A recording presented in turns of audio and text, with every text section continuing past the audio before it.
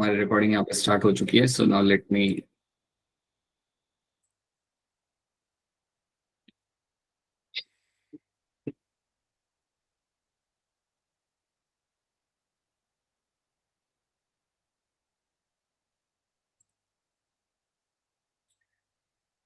तो last class we have discuss something about the fossils के बारे में हमने बात किया था. उसके बाद हमने बात किया था हमारे चार्ल्स डार्विन और उनकी कहानी के बारे में हमने थोड़ा सा डिस्कस किया था.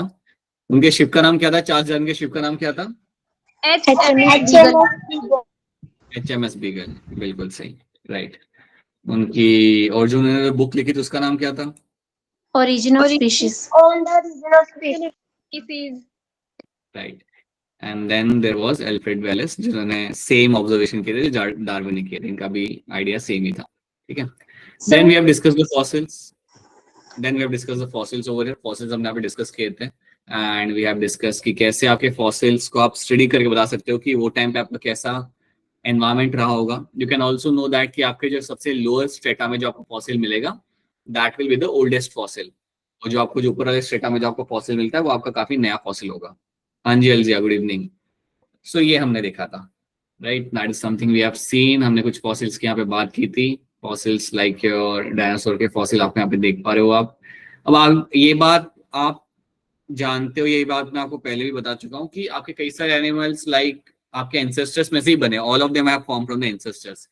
अब अगर मैं बर्ड्स की बात करता हूँ तो बर्ड्स के एंसेस्टर रेप्टाइल्स थे, या मैं कहूंगा कि रेप्टाइल्स में से ही बर्ड्स बने हैं. रेप्टाइल्स में से ही आपका बर्ड का लीनिएज आपका बना है. तो क्या आप में से कोई मुझे हैंड रेज करके बता सकता है वो कौन सा ट्रेट होता है एक बर्ड के अंदर जो मैं देख के कह सकता हूँ कि हाँ इसके एंसेस्टर मेरे रेप्टाइल्स होंगे. So what is one character I will find in the birds which will have that, which will tell us that this is a trait which tells me कि मेरा birds मेरे reptile में से evolve किए गए. No one from Himachal. अलजिया बताइए. Ears की वजह से. किसके वजह से? Ears. Okay, ठीक है. Anyone else? Nothing from Apurva, Akshara, Monica and other people. Nothing. Interesting. कहाँ पे होते हैं scales? Feathers कहाँ पे? Feathers पे scale होता है. कौन से बर्ड के अंदर आपने बैठते देखा है बेटा स्केल्स होते फेदर्स के ऊपर?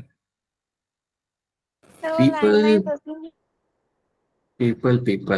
एम क्वाइट सरप्राइज कि आपको ये मालूम नहीं है. And this goes for all of you. It's not even like Himachal. You can all the other people over here you should know that कि आपके जो बर्ड्स है वो आपके रेप्टाइल्स में से ओरिजिन है. और रादर अगर आपसे कोई पूछ रहा है कि आपके बर्ड्स के अंदर आपको कौन सा ट्रेट मिलता है विच टेल्स अस कि इसका they have their ancestor as a reptile, right, their ancestor are going to be reptile. तो वो एक आपके यहाँ पे ट्रेट होता है आपके यहाँ पे scales on the hind limbs. Scales on hind limb. कुछ याद आ रहा है या कुछ ऐसा पढ़ाया ही नहीं गया था? बोल दो, ये भी बता दो कि नहीं ये तो हम पहली बार सुन रहे, ये सब हमें तो पढ़ाया नहीं गया था. बोलिए मोनिका. पहली बार सुन रही हूँ. किसने तो बोल भी दिया कि पहली बार सुन रहे हो. बोला था. अरे नहीं कब मतलब ओकेजनली बता दिया होगा मैंने से बीच बीच में. राइट. वी हैव हम एनिमल किंगडम तो हमने पढ़ा ही नहीं है. एनिमल किंगडम हमने पढ़ा नहीं है. उसके अंदर हमने बर्ड्स क्या एप्स के कैरेक्टर तो हमने देखे ही नहीं थे. Right. That is the thing ना. So scales on the hind limb is one of the peculiar thing. याद रखना बर्ड्स के आपके जो हाइंड लिम्ब होते हैं उसके ऊपर आपको स्केल्स मिल जाते हैं और इन्हीं स्केल्स की वजह से आप कहते हो that they have their ancestors और they have their ancestor are going to be reptiles over there. या रेप्टाइल्स में से आपके बर्ड्स ने इवॉल्व किया था. So you get to know number of things by studying fossils. आपको काफी चीज आपको पता चाहिए. और ये बात याद रखना scales on hind limb is something you find in the birds. ये आपको बर्ड्स के अंदर देखने के लिए मिलता है. कोई भी अगर आप बर्ड उठा लोगे, कबूतर उठाओ या कोई स्पैरो उठाओ, they will have this trait. Okay. Then भी हमने यहाँ पे होमोलॉजी हमने यहाँ पे पढ़ा था. वी हैव अंडरस्टूड कि हमारा बैट, वेल, चीता, ह्यूमंस जो आपके यहाँ पे है दे विल हैव कॉमन स्ट्रक्चर. इनका एनाटॉमिकल स्ट्रक्चर जो यहाँ पे बोन का होगा यहाँ पे आपका सेम होगा और फंक्शन जो यहाँ पे होता है यहाँ पे इनका अलग होता है. So that becomes example of my homology. So ये मेरा यहाँ पे बनेगा एग्जांपल बने यहाँ पे होमोलॉजी का. आपका बोन का स्ट्रक्चर आपका यहाँ पे सेम है बट फंक्शन आपका यहाँ पे अलग हो जाएगा. So that is going to be my homology. और ये हम यहाँ पे देख चुके थे होमोलॉजी के एग्जाम्पल. एक और एग्जाम्पल मैंने आपको यहाँ पे दिया था ब्रेन. जो ब्रेन होता है इन सारे ग्रुप के अंदर, माउस ले लो, फ्रॉग ले लो, क्रो ले लो, ह्यूमन ले लो, इन सब के अंदर जो ब्रेन होगा उसका स्ट्रक्चर सेम होगा. यू विल फाइंड कि इनका स्ट्रक्चर यहाँ पे सेम हो जाएगा, बट फंक्शन यहाँ पे अलग होता है। सबके ब्रेन का फंक्शन यहाँ पे अलग होगा, लिमिटेड होगा, किसी का काफी ज्यादा होगा। So that is also example of my homology. ये मेरा बनेगा यहाँ पे example as of your homology. तो ये बनना है आपका एग्जाम्पल यहाँ पे एज होमोलॉजी का, ठीक है। एंड आप यहाँ पे देख पा रहे हो that you have a divergent evolution happening over here. मैंने आपको पहले ही बताया था, जब आपका एक कॉमन पॉपुलेशन में से, कॉमन एंसेस्टर में से आपका अलग अलग स्पीशीज आपकी बन के निकलती है, आपके पास कॉमन एंसेस्टर है, उसमें से आपकी अगर अलग अलग स्पीशीज आपकी बन के निकल रही है, that is a very good example of my divergent evolution. और वही चीज आपको मिल सकती है कि कॉमन ट्रेट है, एक कॉमन कैरेक्टर है, उसमें से एज पर द अडेप्टेशन आपको अलग अलग कैरेक्टर आपको देखने के लिए मिल सकता है। जैसे कि हम यहाँ पे देख पा रहे हैं, यह वो कॉमन एंसेस्टर इन सबका है, और उनमें से आपको ये अलग अलग टाइप के आपको यहाँ पे एज पर द एनवायरमेंट आपको यहाँ पे स्ट्रक्चर्स मिल जाए, ठीक है। So this also becomes a very good example of my divergent evolution. तो याद रखना हमेशा होमोलॉजी की जब भी आप बात करोगे, it is example of my divergent evolution, right. Homology हमेशा is going to be example of my divergent evolution, जहाँ पे कॉमन एंसेस्टर में से आपके you can find different different type की स्पीशीज बन सकती है, या कॉमन एंसेस्ट्रल ट्रेट में से अलग अलग टाइप के आपके स्ट्रक्चर बन सकते हैं एज पर द अडेप्टेशन, तो उसे हम कहते हैं डाइवर्जेंट इवोल्यूशन। फिर हमने देखा था यहाँ पे story of my bougainvillea and your Cucurbita. So bougainvillea और कुकुरबिटा को जब हम यहाँ पे स्टडी करते हैं तो आपको क्या पता चलता है कि दोनों के अंदर कॉमन क्या है, both of them have a modified branch. दोनों के अंदर you have a modified branch. So basically आपको जो थॉर्न बना होता है वो आपका ब्रांच से बना होता है, और जो आपका जो यहाँ पे कुकुरबिटा के अंदर जो आपको यहाँ पे टेंड्रिल बना हुआ आपको यहाँ पे दिख रहा होता है, the tendril you have over here, this is also coming from a branch, right. ये भी आपका ब्रांच से आ रहा है। दोनों के फंक्शन यहाँ पे अलग है। टेंड्रिल का काम होता है हेल्प करना प्लांट को ग्रो करने में on to the wall, on to the other plant, और थॉर्न का काम होता है आपको यहाँ पे प्रोटेक्शन प्रोवाइड करना। So you have a same structure and a different function. Again, you have a same structure and a different function. So this also becomes an example of my homology. तो ये मेरा यहाँ पे बनेगा example of your homology. So ये चीज भी आपका example बन जाती है आपके यहाँ पे homology की। So याद रखना दोनों के अंदर जो आपको टेंड्रिल और थॉर्न मिल रहे, they are nothing but my modified branches.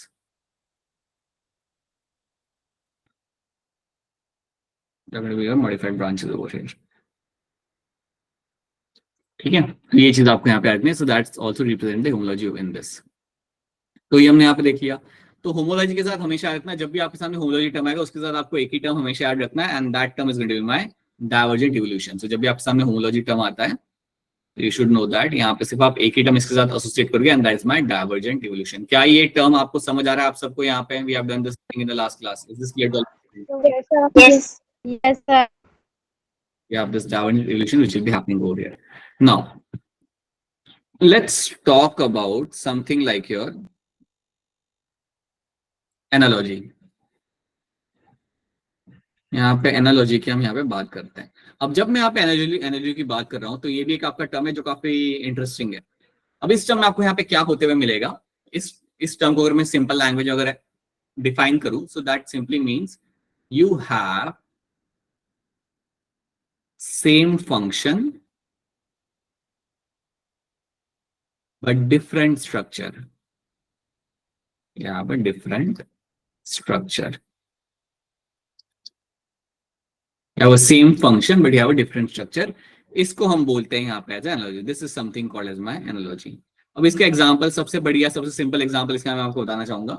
एक एग्जांपल आपका यहाँ पे होता है आपका wing of a butterfly and a bird. So अगर आप देखते हो यहाँ पे विंग्स के अगर हम बात करते हैं, so wings of your butterfly and you have a wing of a bird.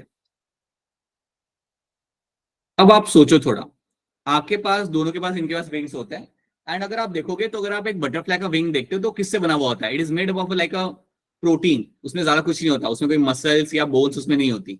आपका जो बटरफ्लाई का जो विंग होगा, it is made of a small like it's a very thin protein जिससे आपका विंग बना हुआ होगा, राइट। तो बिल्कुल जो आपका स्ट्रक्चर है आपका विंग का, वो आपका बिल्कुल ही यहाँ पे अलग है। स्ट्रक्चर जो आपको विंग का दिख रहा है आपको बटरफ्लाई के अंदर, वो आपको यहाँ पे बिल्कुल अलग है। ऑन द अदर हैंड अगर आप विंग के स्ट्रक्चर को देखते हो बर्ड के अंदर, सो बर्ड्स के विंग में आपको क्या मिलेगा? You will have muscles, you will have feathers over there, उसके साथ आपको वहाँ पे बोन्स भी आपको मिल जाएगी। So this becomes a very good example of my analogy. तो एनालॉजी के अंदर आप याद रखना that you will always have different structure and the same function. Function in दोनों का यहाँ पे सेम है, क्योंकि यहाँ पे आपके जो विंग्स हैं they both are been used for flying purposes के लिए। बट स्ट्रक्चर दोनों का यहाँ पे आपका सेम आ जाएगा।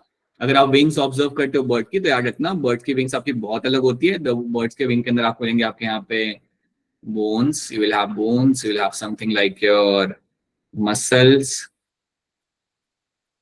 राइट, ये सब आपको मिलेगा आपके उसके विंग के अंदर। But on the other hand अगर आप ऑब्जर्व करते हो wing holder, it is made up like it is very thin and made up of some protein से बना हुआ आपको यहाँ पे विंग मिल जाएगा, जिसके अंदर और कुछ आपको देखने के लिए आपको यहाँ पे नहीं मिलेगा, राइट।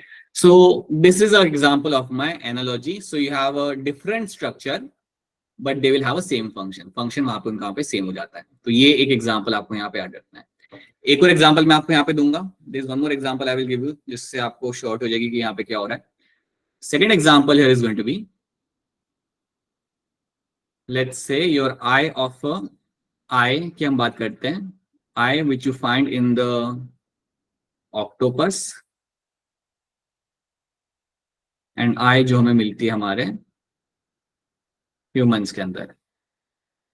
सो ऑक्टोपस के पास भी आई होती है और ह्यूमंस के पास भी आई होती है, राइट। बट होता क्या है, इनका जो स्ट्रक्चर होता है, राइट, इनका जो स्ट्रक्चर होता है, इनिशियल स्ट्रक्चर जो इनका यहाँ पे होता है, वो बिल्कुल इनका अलग होता है। सो जो स्ट्रक्चर आपको मिलता है एक आई का ऑक्टोपस के अंदर, structure as well as origin eye का बहुत अलग मिलेगा आपको ऑक्टोपस के अंदर compare to human beings. Humans में जो आई का स्ट्रक्चर होता है वही स्ट्रक्चर आपको ऑक्टोपस में देखने के लिए आपको नहीं मिलता। बट क्या दोनों का फंक्शन यहाँ पे सेम रहेगा? The answer is yes. आपका ऑक्टोपस और ह्यूमंस के अंदर दोनों के अंदर आपको का एक ही काम होता है, that they can observe things, right, they can see the things in the surrounding.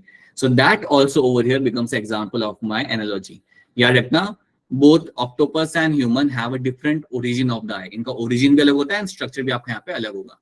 So you can understand this also becomes example of my analogy. तो यहाँ पे you will have a different origin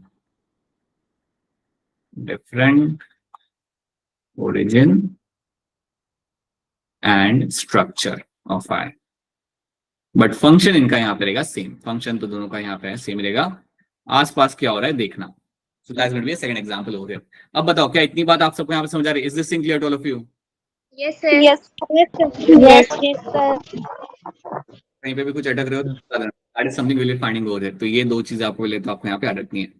third thing which will find in this is, तीसरी चीज मैं आपको यहाँ बताता हूँ, that will B penguin and dolphin. अब तीसरा एग्जांपल आपके यहाँ पे पेंगुइन एंड डॉल्फिन का। पेंगुइन एंड डॉल्फिन में आपको क्या मिलेगा? You have fins and flipper. So penguin के हाथ में यहाँ पे लगे हुए हैं आपके यहाँ पे fins, right, and over you will have the flippers. और मैं कहूंगा, sorry, I'm going to call both of them as the flippers over here, but both of them have a different origin.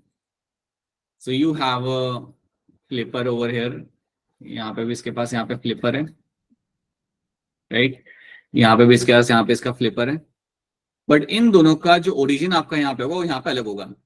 अब दोनों का काम क्या होता होगा आप लोग मुझे बताओगे? इन दोनों का काम यहाँ पे क्या होता होगा? पेंगुइन में क्या काम होता होगा फ्लिपर का? और Swimming करना. स्विम करना, राइट, क्योंकि पेंगुइन उड़ तो नहीं सकता, कभी भी उड़ नहीं सकता। सो that is something used for the swimming purpose के लिए। तो ये भी आपका एक बढ़िया एग्जांपल बनेगा आपका यहाँ पे एनालॉजी का। सो you have the fins, you have the flipper in the dolphin, you have a flipper in the penguin and both of them will have a function of your swimming. दोनों का function यहाँ पे होता है swimming करना, लेकिन origin दोनों का यहाँ पे अलग होगा। Both of them will have a different kind of origin, इसलिए this also becomes example of my analogy. तो पेंगुइन डॉल्फिन का एग्जांपल भी आपको यहाँ पे याद रखना है, that also becomes an example of your analogy. So this is going to be the example of your analogy. ठीक है? So used for swimming, but they will have a different structure. So that is my example number 3. ये वही example इसका मैंने आपको बात किया था, wings of the bird and a wing of butterfly, used for flying, but they have a different structure.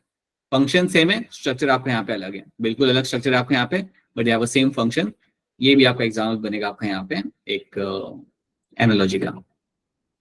ठीक है? हाँ, अब जब भी हम एनालॉजी की बात करते हैं तो यहाँ पे हम एक टर्म यूज करते हैं जिसको हम कहते हैं यहाँ पे as convergent evolution. So let me tell you, जब भी आप एनालॉजी की बात करोगे तो यहाँ पे आप जो टर्म एसोसिएट करते हो, that term over here is called as my convergent evolution. जब मैं यहाँ पे बात कर रहा हूँ कन्वर्जेंट इवोल्यूशन को लेके, when I am discussing about the convergent evolution यहाँ पे, तो आपको यहाँ पे याद ये रखना है कि इसका मतलब यहाँ पे क्या है। Basically first you have to know what is the meaning of this. देखो, आप ऐसा सोचो कि आपके दो अलग अलग स्पीशीज हैं, you have a species A यहाँ पे and you have a species B. दो आपके अलग अलग स्पीशीज हैं which are going to be completely unrelated, ये बिल्कुल एक दूसरे से रिलेटेड है यहाँ पे। Both the species are going to be unrelated over there, ठीक है। बट इन दोनों के अंदर कोई कॉमन ट्रेट आपको देखने के लिए मिल जाए। सो समझो मेरी स्पीशीज ए है, यहाँ पे बी है। लेट्स से फॉर एग्जांपल, मैं आपको एग्जांपल लेता हूँ यहाँ पे कि you have a species of your dragon fly, right, you have species of dragon fly का यहाँ पे एक स्पीशीज है आपके पास। ड्रैगन फ्लाई आपको मालूम होगा ना, वो एक छोटा सा इंसेक्ट होता है जो उड़ता रहता है, right, so that's a dragonfly, ठीक है। एंड यहाँ पे let's say we have a example of your hummingbird, you have example of your hummingbird. Hummingbird आपने ये नाम सुना होगा जब आपने इवन पढ़ा था आपका sexual reproduction in flowering plants, उसके अंदर भी आपने ये टर्म आपने बिल्कुल सुना होगा, ठीक है। सो ड्रैगन फ्लाई भी आपने देखा है, आपको अगर इमेजिन कर रहे हैं आप, you must have seen, monsoon में तो और ज्यादा दिख जाते हैं घूमते हुए। So have a dragonfly and have a hummingbird over there. दोनों यहाँ पे अनरिलेटेड है, बिल्कुल यहाँ पे रिलेटेड बिल्कुल नहीं है यहाँ पे, ठीक है। बट दोनों के अंदर आपको with the course of time एक कॉमन ट्रेट देखने के लिए आपको मिला। दोनों के अंदर एक कॉमन ट्रेट आपको यहाँ पे देखने के लिए, और क्या है दोनों के अंदर common, what is common between them, क्या है ड्रैगन फ्लाई और हमिंग में कॉमन यहाँ पे? Flight, the adaptability of the flight, ठीक है। दोनों में कॉमन विंग आप कह सकते हो। एंड वन मोर थिंग, क्या ट्रेट अगर कॉमन है, सो फ्लाइट, उड़ना, flight is going to be a common trait in them. So इसके अंदर भी इवोल्यूशन के साथ साथ फ्लाइट ने डेवलप किया, ये लोग फ्लाइट करने लगे, और इसके अंदर भी कुछ ऐसे ट्रेट्स आपको मिले देखने के लिए, that is going to be showing the sense of flight. तो जब आपका दो स्पीशीज है आपके पास, when you have two species which are unrelated, ये चीज को समझो, दो स्पीशीज आपके पास है यहाँ पे जो आपके यहाँ पे अनरिलेटेड है, राइट। और जब आपके पास दो स्पीशीज आपके पास है यहाँ पे जो रिलेटेड नहीं है दोनों एक दूसरे के साथ, but still they are showing some common traits, तब भी इनके अंदर आपको कुछ कॉमन ट्रेट्स आपको यहाँ पे दिख रहे हैं।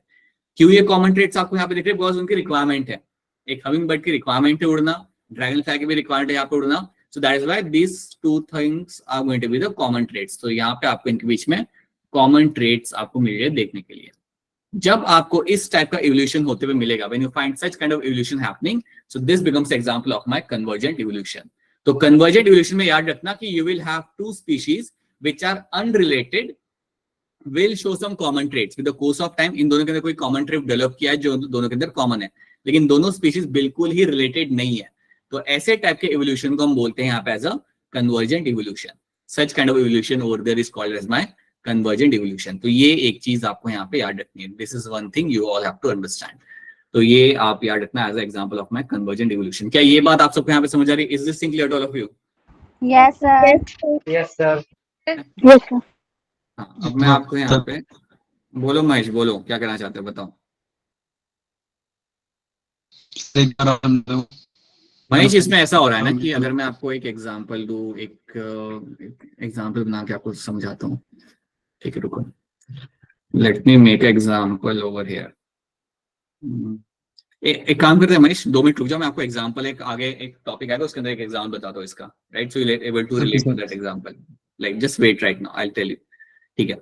सो पहले हम एक और एग्जांपल यहाँ पे देख लेते हैं हमारे एनालॉजी का। यहाँ पे let's see one more example of analogy.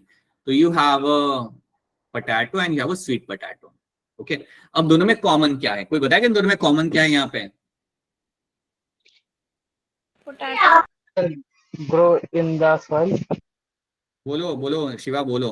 I need some answer which tells me that I'm sitting in a biology वाला क्लास, कोई बच्चों को पढ़ा रहा हूँ मैं। Underground grow. बोलो। सर दोनों जमीन के अंदर, दोनों जमीन के अंदर उगते हैं। और कुछ? दोनों में स्ट्रक्चर सेम, दोनों में स्टार्च स्टोर हो रहा है, ठीक है, स्टार्च स्टोर हो रहा है दोनों के अंदर, ठीक है, मैं कह सकता हूँ that's something common, okay. So starch storage आपको यहाँ मिलेगा, so you are finding storage of starch is been seen. So storage starch का यहाँ पे आपको मिलेगा देखने के लिए, तो storage of starch is been seen over here. तो स्टार्च का स्टोरेज इन दोनों के अंदर यहाँ पे कॉमन हो जाएगा, so that is going to be a common trait over here. Storage of starch is going to be a common trait, ठीक है। अब आपको यहाँ पे याद ही रखना है कि स्टार्च का स्टोरेज तो चलो यहाँ पे मेरा कॉमन है, लेकिन ये हो कहाँ पे रहा है? अगर आप ऑब्जर्व करते हो स्वीट पोटैटो के अंदर, तो स्वीट पोटैटो के अंदर ये आपको मिलता है होते हुए आपके रूट्स के अंदर। So you have a modified roots, so you have a modified roots जहां पे स्टार्च का स्टोरेज आप करते हो, जहां पे आप स्टोरेज करते हो अपने स्टार्च का। और अगर मैं बात करता हूँ पोटैटो के बारे में, तो पोटैटो के अंदर आपको लिखा है यहाँ पे they are been stored in my modified stem. So potato के अंदर आपका जो स्टार्च का स्टोरेज जो आपका यहाँ पे होगा, that will be happening in your modified stem के अंदर। तो you can see very clearly over here that you have modified stem and you have modified root. तो दोनों के स्ट्रक्चर यहाँ पे अलग है, लेकिन फंक्शन क्या है दोनों का यहाँ पे सेम। दोनों का फंक्शन यहाँ पे आपका सेम हो जाएगा, both of them will have same function of storage of starch. अब दोनों का जब यहाँ पे स्टोरेज ऑफ स्टार्च का यहाँ पे आपका फंक्शन यहाँ पे हो रहा है, तो आप समझ जाना this is again example of my common function but different structure. Structure आपके यहाँ पे अलग हो रहे हैं, एक में स्टेम के अंदर स्टोर किया जा रहा है, एक के अंदर रूट के अंदर किया जा रहा है। So this also becomes example of my analogy. ये भी मेरा यहाँ पे एक बहुत बढ़िया एग्जाम्पल बन जाएगा मेरा यहाँ पे एनालॉजी का। क्या ये एग्जाम्पल आप सबको समझ आ रहा है? Is the example clear to all of you? Yes sir. Yes sir. ठीक है, ये मालूम होना चाहिए। देखो स्टोरेज ऑफ स्टार्च दोनों कर रहे हैं, कॉमन फंक्शन है दोनों का, स्ट्रक्चर अलग है। पोटैटो में स्टेम के अंदर किया जा रहा है आपका स्टार्च का storage, on the other hand आपके स्वीट पोटैटो में किया जा रहा है इन द मॉडिफाइड रूट के अंदर। So yes, again a very good example of my analogy. So these are the few things you should be all very clear with. So what is my analogy, what is my homology, is something should be clear with. इसके example याद रखना। So ये example आपने देख लिया, फिर हमने example देखा eye of octopus and eye of a human being, वो भी हमने एग्जाम्पल देखा। Then wing of a bird and wing of a butterfly हमने देखा, and then a flipper of a dolphin and a flipper of your particular penguin. So these are all going, ये सारे example आपको यहाँ पे add रखने हैं, ठीक है। ऑलराइट, तो they are going to be storing the food. अब यहाँ पे डेफिनेशन एक बार यहाँ पे देख लो, डेफिनेशन आपकी थोड़ी यहाँ पे हेल्प करेगी। कन्वर्जेंट इवोल्यूशन की डेफिनेशन आपकी बताई जा रही है। सो यहाँ पे देखो ध्यान से, convergent evolution occurs when organism that aren't closely related, दो एनिमल जो बिल्कुल भी क्लोजली रिलेटेड नहीं है, उनका कोई रिलेशन वहां पे है नहीं। सिंपल सी बात है ना, आप एक बटरफ्लाई ले लो, आप एक बर्ड ले लो, थोड़ी वो रिलेटेड होंगे वहां पे। बोथ हैव डिफरेंट एंसेस्टर्स, एक का एंसेस्टर रेप्टाइल, एक का एंसेस्टर कोई दूसरा प्रिमिटिव आर्थ्रोपोड होगा, ठीक है। So when you have two species, Mahesh सुनना इसे आराम से, when you have two species इनका कोई रिलेशन नहीं है, विच आर कंप्लीटली अनरिलेटेड, ठीक है। जैसे हम यहाँ पे देख पा रहे हैं, हमारे यहाँ पे बर्ड को हम देख पाते हैं, या हम यहाँ पे देख पाते हैं हमारे यहाँ पे बटरफ्लाई को। So both of them are going to be completely unrelated. अब ये जो मेरे यहाँ पे अनरिलेटेड स्पीशीज आपके यहाँ पे, they evolve similar features, they evolve similar features और behaviour often as a solution to the same problem. तो दोनों को क्या चाहिए? दोनों को चाहिए उड़ने के लिए, उनको चाहिए रिक्वायरमेंट उड़ की, both of them need to fly. तो इसलिए दोनों के अंदर आपको यहाँ पे कॉमन फीचर आपको यहाँ पे मिल रहा है। इसके अंदर भी आपको मिल रहा है देखने के लिए आपको यहाँ पे फ्लाइट, एंड इसके अंदर भी आपको यहाँ पे फ्लाइट देखने को, क्योंकि ये दोनों की रिक्वायरमेंट है। सो आप यहाँ पे कह सकते हो when you have two unrelated species showing some common feature, इस इवेंट को हम बोलते हैं यहाँ पे as a convergent evolution. This is called as my convergent evolution, जो आप यहाँ पे एक बार फिर देख सकते हो। In convergent evolution, two organisms look or behave in a very similar way, even though they are only distantly related. ये बहुत like इनका relation है ही नहीं, right? So this means that they have independently evolved those similarities. इसका लगता है क्या है? इन लोगों ने independently वो trait develop किया है, right? Rather than inheriting from the common ancestor. इन्होंने common ancestor में से नहीं लिया है वो trait, independently इन्होंने वो trait develop किया। कि कौन सा trait develop किया यहाँ पे? फ्लाइट का। सो फ्लाइट का ट्रेड जो यहाँ पे उन्होंने डेवलप किया, it was develop independently. So this also over here becomes example of your, ये आपका इवन बनेगा यहाँ पे एग्जांपल ऑफ योर कन्वर्जेंट, या वुड से या कन्वर्जेंट इवोल्यूशन का यहाँ पे मेरा ये एग्जांपल यहाँ पे बन जाएगा। महेश समझ आ रहा है मैं क्या कर रहा हूँ यहाँ पे? Is this clear to you? Yes sir. So ये होगा आपके यहाँ पे कन्वर्जेंट एंड डाइवर्जेंट इवोल्यूशन। अब ये क्वेश्चन का आंसर आप लोग करोगे मुझे यहाँ पे हैंड रेज करके। क्वेश्चन बड़ा ही आसान सा है, सिंपल है। क्वेश्चन आपको यहाँ पे कहना है which of the following refers to the correct example of organisms which have evolved due to change in the environment brought by anthropogenic action. अब मेरी बात सुनो ध्यान से, एंथ्रोपोजेनिक एक्शन का मतलब होता है ह्यूमन इंड्यूस्ड। एंथ्रोपोजेनिक एक्शन का मतलब यहाँ पे आपका होता है ह्यूमन इंड्यूस्ड, ह्यूमंस के वजह से, ह्यूमन इंड्यूस्ड। सो आप मुझे बताओ ह्यूमंस के वजह से कौन सा यहाँ पे एग्जांपल आपको रहा है जो इवोल्यूशन ह्यूमंस के एक्टिविटी या ह्यूमंस के इंटरवेंशन की वजह से आपके यहाँ पे हुआ। So now read all the four statements, you don't have to tell me like this, you have to raise your hand, ठीक है। Please raise your hand and या then give your answer. I know आपको आता है, please, right. So यार please raise your hand and then try to tell me what can be the answer over here. Alright Akshay बताइए क्या होगा इसका answer? Option number A. यहाँ पे कह रहे हैं अक्षय, यहाँ पे अक्षय वैसे आप क्लास में थे क्या? आई गेस शायद आपको क्लास मिस हुआ था। बताइए सिद्धरा क्या होगा इसका आंसर? सर 1 समझ नहीं आ रहा है सर, शायद सी है। ओके ठीक है, सिद्धरा का यहाँ पे कहना है, सिद्धरा लॉजिक लगा रही है सी का। अपूर्व आपको क्या लग रहा है? तो सी ही लग रहा है। बेटा इतना धीरे धीरे क्यों बोल रहे हो, क्लैरिटी के साथ बोलो। यस इट्स सी लग रहा है, मतलब क्या बेटा, you are done with like certain portion of a chapter and still how it can be only लग रहा है? अपूर्वा बताओ, अक्षरा क्या होगा इसका आंसर? सी। तो C is going to be correct answer over here, बिल्कुल सी बात। अगर आप सी यहाँ पे ऑप्शन देखते हो तो यहाँ पे 3 स्टेटमेंट आपके यहाँ पे बता रहा है वो। या वो herbicide resistant weeds, that means कि आपके जो वीड्स होते हैं आपके यहाँ पे, they are going to be resistant to herbicide. So ये आपका इवेंट जो आपका हुआ है, it is happen because of the human beings. Humans ने हर्बिसाइड्स को वहां पे रिलीज किया, उसके से क्या हुआ, आपके वीड्स वहां पे आपके रेजिस्टेंट हो गए उस हर्बिसाइड को लेके। ये सिमिलर है जो हमने देखा था मॉस्किटो को लेके, जो कहानी हमने मॉस्किटो के लिए हमने यहाँ पे सुनी थी, वैसे ही वो प्लांट्स के लिए भी आपको होते हुए मिल सकता है नेचर में। ठीक है, वही चीज हमने देखी थी कुछ दूसरे यूकैरियोट्स के लिए भी, you can find that happening. Drug resistant eukaryotes आपके बन रहे हैं, आप ड्रग रिलीज करो एनवायरमेंट के अंदर, और एक टाइम के बाद वो पॉपुलेशन आपका हो जाता है रेजिस्टेंट और वो सर्वाइव करने लगता है। So that is also example of evolution by human beings. And then the fourth is going to be the man-created dogs for domesticated animals like dogs. Man-created breeds of dogs, they are going to be domesticated. So that also becomes example of my human-induced evolution. तो ये तीनों आपके यहाँ पे example बन जाते हैं human induce evolution के। So that is why option C becomes my correct answer. तो ऑप्शन सी मेरा बनेगा यहाँ पे एज अ करेक्ट आंसर। ठीक है, ऑलराइट। देन क्वेश्चन नंबर 19 यहाँ पे आंसर क्या होगा? Please raise your hand to answer this, quickly raise your hand to answer this. बताइए प्रखर क्या लग रहा है इसका आंसर? B, option B. हाँ बी ना, बैटमैन वाला, या डी कह रहे हो आप? हाँ बैटमैन वाला।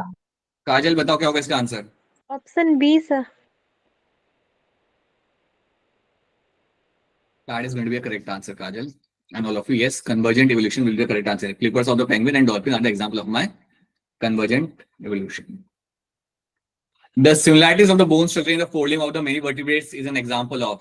ये भी एक काफी अच्छा क्वेश्चन है आपका यहाँ पे, and you do find such question coming in NEET exam. So that is why हम एक example को multiple times हम देख लेते हैं ताकि आपको हमेशा मालूम रहे. So all right, tell us इसका आंसर। शिवा बताओ क्या होगा इसका आंसर? सर ऑप्शन ए।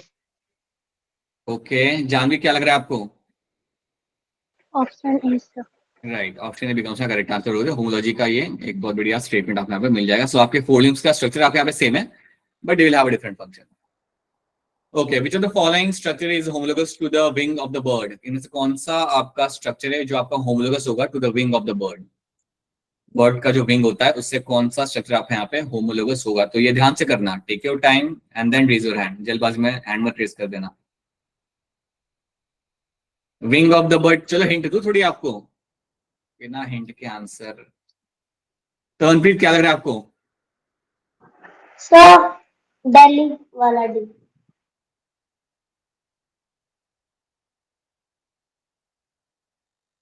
मोनिका क्या लग रहा है? Sir D. अच्छा, tell me Monica, now tell me something. How my option D, right, which is the wing of a moth, is homologous to the wing of the bird? कैसे होगा मुझे explain कर दो ये जरा। सर क्योंकि wings है दोनों के पास। बताओ ना, clearly बताओ कैसे होगा ये। How does wing of a bird and a wing of a moth? moth मालूम है ना क्या होता है मोनिका, क्या होता है moth? It's an insect. It's an insect जो रात को मिलता है। How does they have? What is the definition of homology? Monica, what is the definition of homology? Different function. So you have a same structure and you have a different function. ठीक है, अब मुझे बताओ कि क्या इन दोनों का structure same होगा? No sir. So how can that option D become answer over here? हाँ तो फिर एक्सप्लेन कर दो, how does D and wing of a moth and a structure of wing of a bird are going to be homologous? Tanpreet sir वो homologous नहीं पढ़ा था। तो क्या फिर पढ़ा? वही तो मेन स्टेटमेंट है यहाँ पे, फिर क्या देखा आपने? What you have seen? You people like after like teaching all those things multiple times, like You still end up giving me an incorrect answer. Mahesh, क्या होगा इसका answer? Option B. Understand this thing. अगर आप बात करें यहाँ पे homologous organ की, विंग ऑफ अ बर्ड की, तो विंग ऑफ अ बर्ड क्या होता है? It's a forelimb. It's a forelimb which will be wing of the bird, right? So forelimb होता है आपका विंग के अंदर. सो जब आप बर्ड के फोर लिम्ब की बात करते हो, सो बर्ड के फोर लिम्ब के अंदर you will have all those bones, you will have those bones जो आपको वहां पे मिलते देखने के लिए, राइट? सो उसके कंपेयर को अगर आप देखते हो, उसको अगर आप वहां पे देखते हो फ्लिपर ऑफ व्हेल के साथ, so both of them will have a example of my homologous structure. So forelimb of a bird over there and a flipper of a whale are the example of my homologous structure in this. And both of them will have a same structure, but they will have a different function. So yes, इसलिए option B बनेगा यहाँ पे as a correct answer. Please be very careful in answering these kind of questions. You cannot simply jump onto the answer directly. Analogous structure are the result of. Analogous structure result किस चीज का है? बताइए अल्जिया, क्या होगा इसका answer? Option D. Right. Convergent evolution is the correct answer in this. Okay. अब यहाँ पे इसे ध्यान से देखो and then tell me what can be the correct answer in this. आराम से देख लो इसे. I won't be reading the question. खुद से रीड करिए और बताइए क्या होगा इसका आंसर हैंड रेज करके.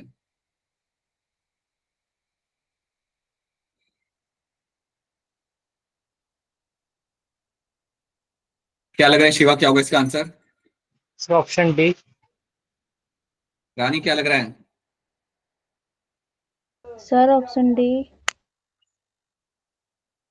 ऑप्शन डी आप लोग का यहाँ पे आंसर बिल्कुल सही है. अगर हम बात करें wing of the bird and wing of the insect की, तो दोनों जो यहाँ पे इनका आपका स्ट्रक्चर आपका बिल्कुल अलग होगा और इनका फंक्शन यहाँ पे सेम होगा. So that is my analogous structure. ठीक है, और आप जानते हो एनालोगस के साथ आप एक ही यहाँ पे टर्म रिप्रेजेंट करते हो, that is going to be my convergent evolution. So yes, option D becomes my correct answer. Okay, the eye of the octopus and the eye of a cat show different pattern of structure, yet they perform a similar function. बताओ इसके अंदर क्या answer आएगा? Hand raise करो आराम से, take your time and then give me a correct answer.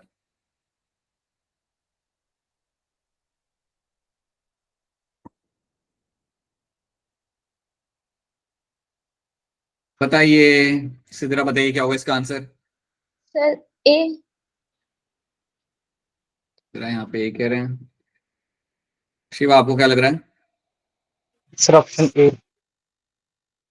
Analogous organ that have evolved due to convergent evolution, ये आपका बिल्कुल यहाँ पे सही आंसर है. सो एनालोगस ऑर्गन ही आपका यहाँ पे eye of the octopus and eye of a cat and they have both evolved due to convergent evolution. So yes, so please try to see. ये सारे आपके नीट के क्वेश्चंस हैं, ये सारे आपके नीट के क्वेश्चंस हैं और ऐसे ही क्वेश्चंस आपको पूछेंगे. और टॉपिक में कुछ कोई कॉम्प्लेक्सिटी है नहीं टॉपिक के अंदर कि आप उसमें गड़बड़ करो. You just have to understand your basics, right? And then you should be able to answer them. You can do this question later. आगे बढ़ते हुए हम लोग now will start with a new topic, that is my industrial melanism. ये topic हम यहाँ पे देखते हैं. So let's have a look what is my industrial melanism over here. ये भी काफी इंटरेस्टिंग कहानी है. तो एक इंपॉर्टेंट कहानी है in terms of natural selection के कॉन्टेक्स्ट में भी एक अच्छी कहानी है. So let's try to see the example of my industrial melanism.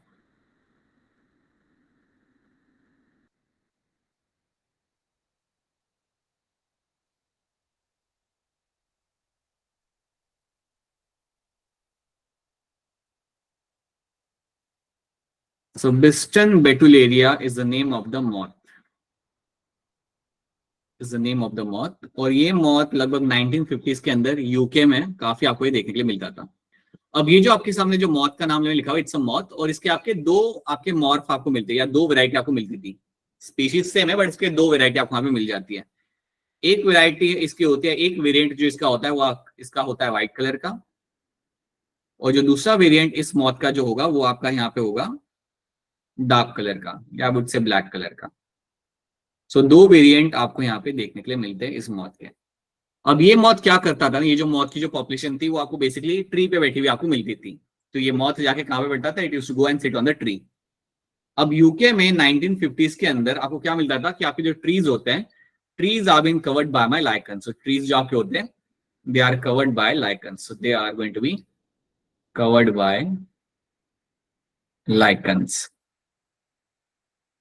So trees are always going to be covered by lichens. So lichens को covered रहते थे trees. अब आपने आई थिंक हिमाचल वालों ने, उत्तराखंड वालों ने lichens कभी देखे होंगे, बट अगर आप वहां से नहीं हो तो शायद आपने lichens कभी ना देखे हो. But lichens are going to be white in color और आपके ट्री के ऊपर आपको मिल जाते हैं, राइट? जनरली व्हाइट कलर के lichens आपको पूरे ट्री के ऊपर आपको लाइक चिपके हुए आपको मिल जाते हैं.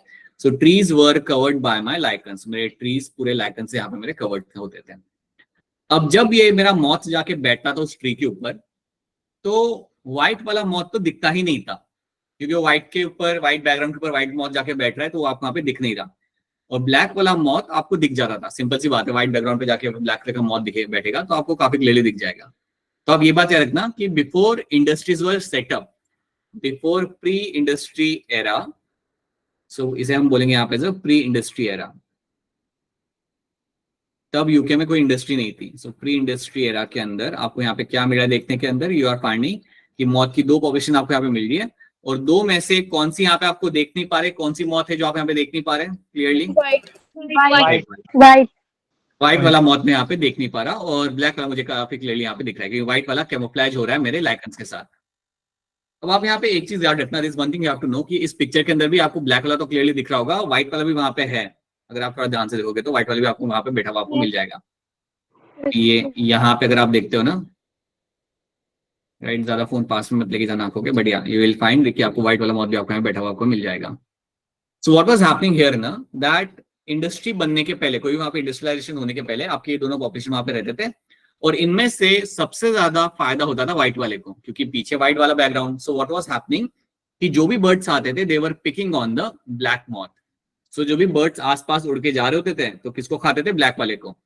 तो जो भी बर्ड्स यहाँ पे होते थे, birds used to prey on, they used to prey on black moth, used to prey on the black moth. So black moth को जाके वो अपना खाना बनाते थे। तो जाके आते जाते हुए उड़ते हुए जा रहे होते थे, उन्हें दिखता था ब्लैक मॉथ वहां पे बैठा हुआ है, पकड़ के उसे वो लोग खा जाते थे। So that is something they used to do over there. ठीक है, so bird used to prey on the black moth over there. अब जब मेरे वहां पे बर्ड्स जाके ब्लैक मॉथ के ऊपर कंज्यूम कर रहे थे, तो ऑब्वियसली उनका पॉपुलेशन थोड़ा वहां पे कम हो गया, खत्म नहीं हुआ, थोड़ा कम हो गया, और व्हाइट मॉथ वहां पे आराम से रह रहा था, बिकॉज उसको कोई आके वहां पे खा नहीं रहा था। He was able to survive very easily over there. ठीक है, क्या इतनी कहानी आप सबको समझ आ रही है? Is this story clear to all of you? Yes, sir. Yes, sir. Yes, sir. Right.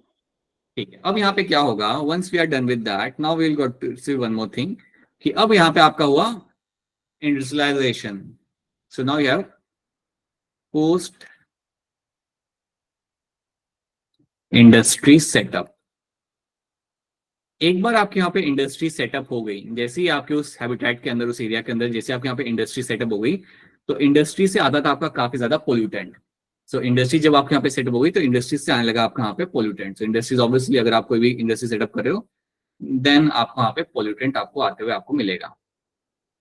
और जब इंडस्ट्री से पोल्यूटेंट आना वहां पे लगा, तो आपके लाइकन्स का पॉपुलेशन खत्म हो गया। So what actually happened, the lichens actually died. So because of pollutant what actually happened, the lichens died. Lichens की वहां पे हो गई डेथ। अब सिंपल सी बात है, अगर मेरे ट्री के ऊपर से लाइकन्स निकल गए, अब मेरा ट्री व्हाइट कलर का तो दिखेगा नहीं, अब मेरा ट्री हो जाएगा वही नॉर्मल डार्क ब्राउन कलर का, मेरा उसका ट्रंक हो जाएगा। सेम चीज आपकी यहाँ पे हुई, इंडस्ट्री सेटअप करने के बाद वहां से जो पोल्यूटेंट्स आ रहे थे, उनके से लाइकन्स की वहां पे हो गई डेथ। अब जैसे ही वहां पे लाइकन्स की डेथ हो गई, तो अब आप यहाँ पे सोचो कि जब आपका ये कंडीशन आपका वहां पे बन गया, so now what will happen, that black moth आपका दिखेगा नहीं। So black moth is not seen. So black moth आपको वहां पे रहेगा, व्हाइट मॉथ भी आपको वहां पे है, और आप अब जानते हो कि व्हाइट मॉथ को अब मैं आसानी से देख पाऊंगा। So now white moth was visible. समझ आ रही है मेरी बात? सिंपल सी बात है, अगर आप वहां से हटा दोगे लाइकन को वहां पे, so my white moth is going to be visible. तो मेरा ये वहां पे विजिबल हो जाएगा, and this becomes not visible, and this becomes camouflaged. ये मेरा यहाँ पे कैमोफ्लेज हो गया। अब कैमोफ्लेज हो गया मतलब वो बैकग्राउंड के साथ आपका ब्लेंड हो गया। अब जैसे ही आपका ये कंडीशन रिवर्स हुआ, अब आप बताओ बर्ड्स आके किसको खाएंगे? Who will come and eats this, which of this moth will be eaten? White. Right. अब मेरे बर्ड्स यहाँ पे आएंगे and they will start preying on the white one. So birds आएंगे यहाँ पे and they will prey on white moth.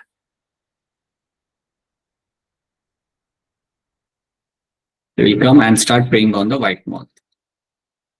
और यहाँ पे फिर क्या होगा कि ब्लैक मॉथ का पॉपुलेशन बनेगा वहां पे अच्छा खासा, और व्हाइट मॉथ का थोड़ा कम हो जाएगा वहां पे, बिकॉज इनको भी एडवांटेज यहाँ पे नहीं मिलेगा। तो ये जो मेरी यहाँ पे कहानी आपको मैंने बताया ना, यहाँ पे pre industry and post industry जो आपके यहाँ पे चेंज हुआ, इसमें आप इस बात को समझो, it is also example of my natural selection.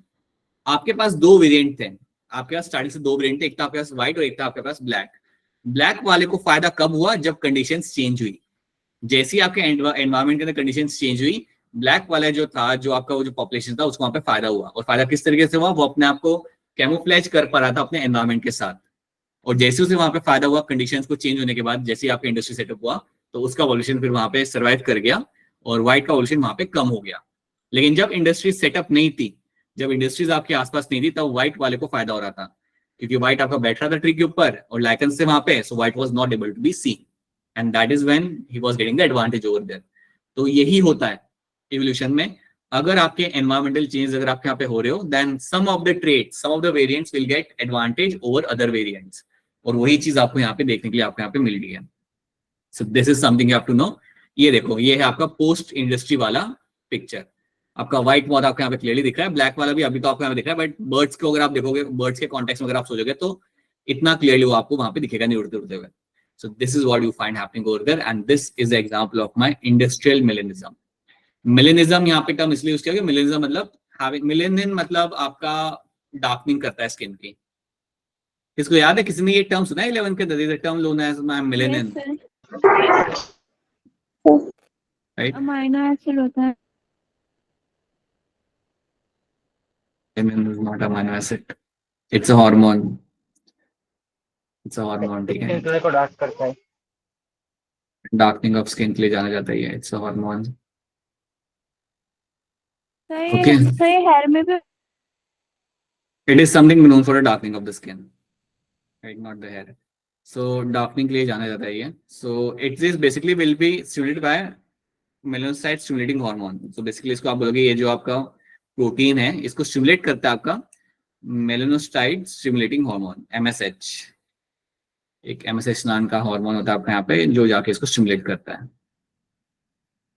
ठीक है, अभी अब इसको आप इग्नोर करो। Melanin is something you will find known for the darkening of the skin, known for the darkening of skin.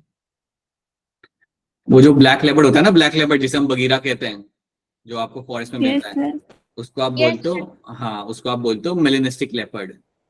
तो बगीरा को एक्चुअली में हम बोलते हैं वहां पे as a melanistic leopard. Rudraprayag में देखने के लिए मिल जाते कभी कभी। कोई है क्या आप में से रुद्रप्रयाग से? कोई नहीं, राइट? सो या मेलेनिस्टिक लेपर्ड मतलब वही है ब्लैक लेपर्ड जो आपको होता है, दैट्स मेलेनिस्टिक। सो समझो, मेलेनिन जब भी टर्म आएगा ना, that is known for the darkening of the skin, is known for the darkening of skin.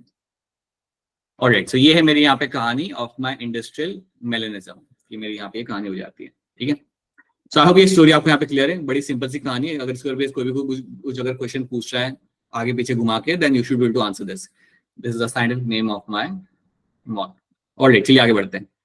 Right, अब ये जो पैराग्राफ है एनसीईआरटी का, ये वही पैराग्राफ है जिसके बारे में हमने बात किया था इन टर्म्स ऑफ एग्जांपल। हमने कितने बार आपको समझाया था यहाँ पे कि अगर आप कोई पेस्टिसाइड या हर्बिसाइड अगर आप यूज करते हो, तो आपके जो पॉपुलेशन है वो एक टाइम के बाद रेजिस्टेंट हो जाएगा, और एक बार वो रेजिस्टेंट हो गया, देन वही पॉपुलेशन आपका और प्रोजेनी बनाएगा, and that is how the evolution will take place. ठीक है, वही चीज आपके यहाँ पे लिखी हुई है, you can have a look at that later by yourself. ठीक है, वही चीज यहाँ पे मेंशन की हुई है, तो इसको लेके आपको बहुत वो नहीं करना, you just have to read the paragraph and you will understand what is been mentioned over there. Okay, so that is something we have done. अब हम एक नया टॉपिक यहाँ पे स्टार्ट करते हैं, and that is my adaptive radiation.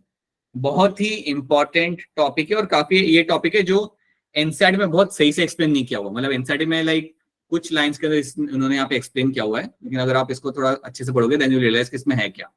ठीक है, तो थोड़ा ध्यान देना यहाँ पे, because if you just go and read the NCERT of adaptive radiation then you will get stuck at particular location. So just try to pay attention over here. यहाँ पे होता क्या है, बड़ा ही सिंपल सा टॉपिक है। अडैप्टिव रेडिएशन का सबसे बड़ी एग्जाम्पल हम यहाँ पे लेंगे पहला। Let me give you a basic story over है कि यहाँ पे होता क्या है। समझो you have a population, you have a population of birds over here. यहाँ पे आपकी कुछ बर्ड्स की पॉपुलेशन आपको यहाँ पे मिल रही है, ठीक है, एरिया के अंदर।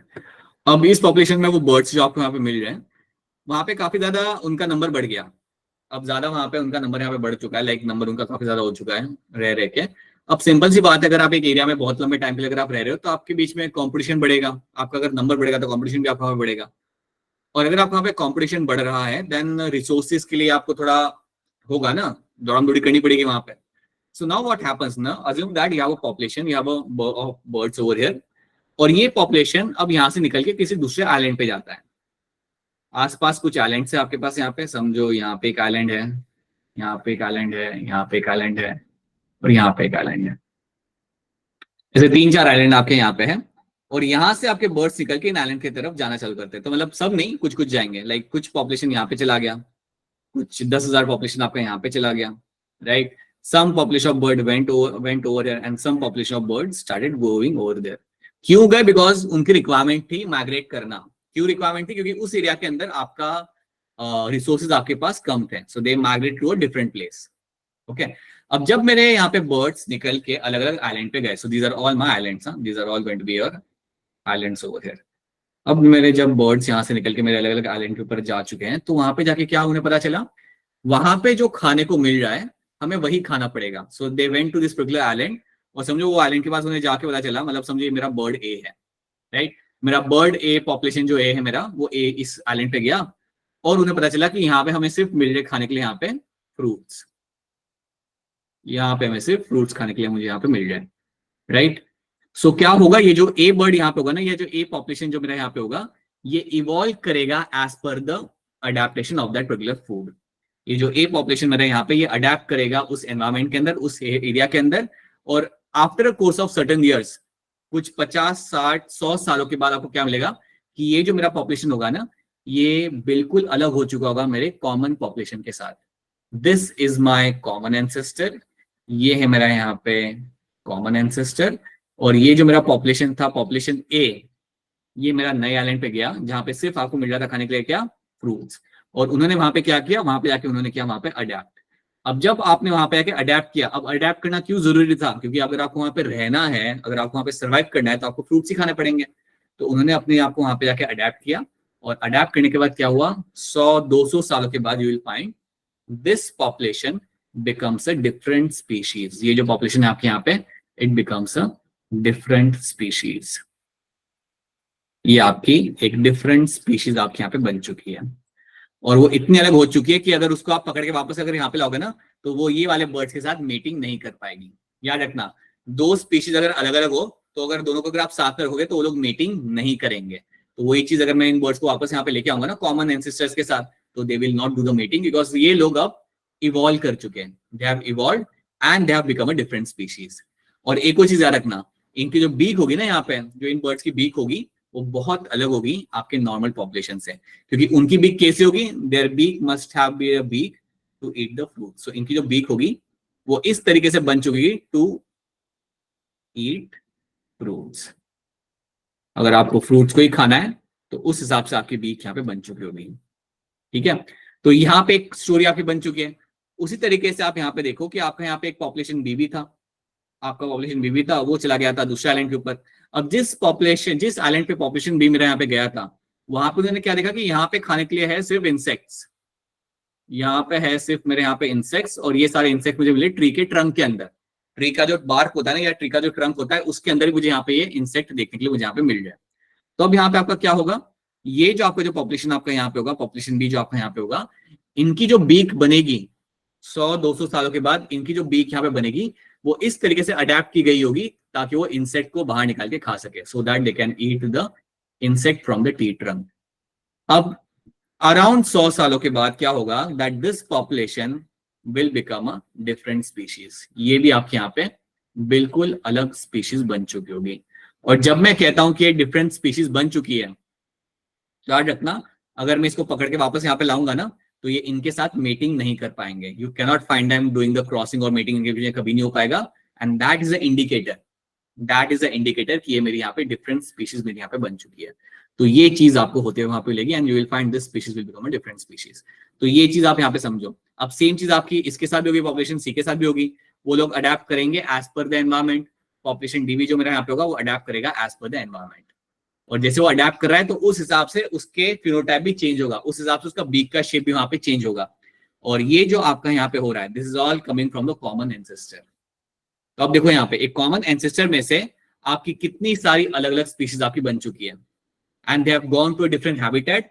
वहां पे जाके उन्होंने अपने आप को अडेप्ट किया, and they have become a different species. This becomes example of my adaptive radiation. This becomes example of my adaptive radiation जो आपको देखने के लिए मिलता है। तो यहाँ पे ये भी अलग स्पीशीज आपका बन जाएगा, डी भी बन जाएगा, और आप देखोगे कि उनके जो फीचर्स होंगे ना वो भी आपके यहाँ पे अलग हो चुके होंगे। क्या ये बात आपको यहाँ पे समझ आ रही है? Yes, sir. Yes, sir. sir. तो this is a story of my adaptive radiation. और ये स्टोरी देखी थी सबसे पहले आपके चार्ल्स डार्विन ने इन गैलापागोस आइलैंड के अंदर। तो चार्ल्स डार्विन गए थे अपना घूमते घूमते हुए and in the Galapagos island. अब गैलापागोस आइलैंड के साथ क्या था, देवर मल्टीपल आइलैंड्स, वहां पे कुछ मल्टीपल आइलैंड्स आपको वहां पे मिले थे देखने के लिए। तो आप ऐसा सोच लो कि पहले तो बताना चाहूंगा गैलापागोस आइलैंड आपका आया साउथ अमेरिका के पास में। समझो ये है मेरे यहाँ पे साउथ अमेरिका, ठीक है। साउथ अमेरिका की कोई कंट्री मालूम है क्या आप लोगों को? नहीं। What is happening? What is happening to the population right now? एक कंट्री नहीं मालूम। अच्छा, फुटबॉल की कोई कंट्री मालूम है जहां से मेसी खेलता है? Argentina. अर्जेंटीना।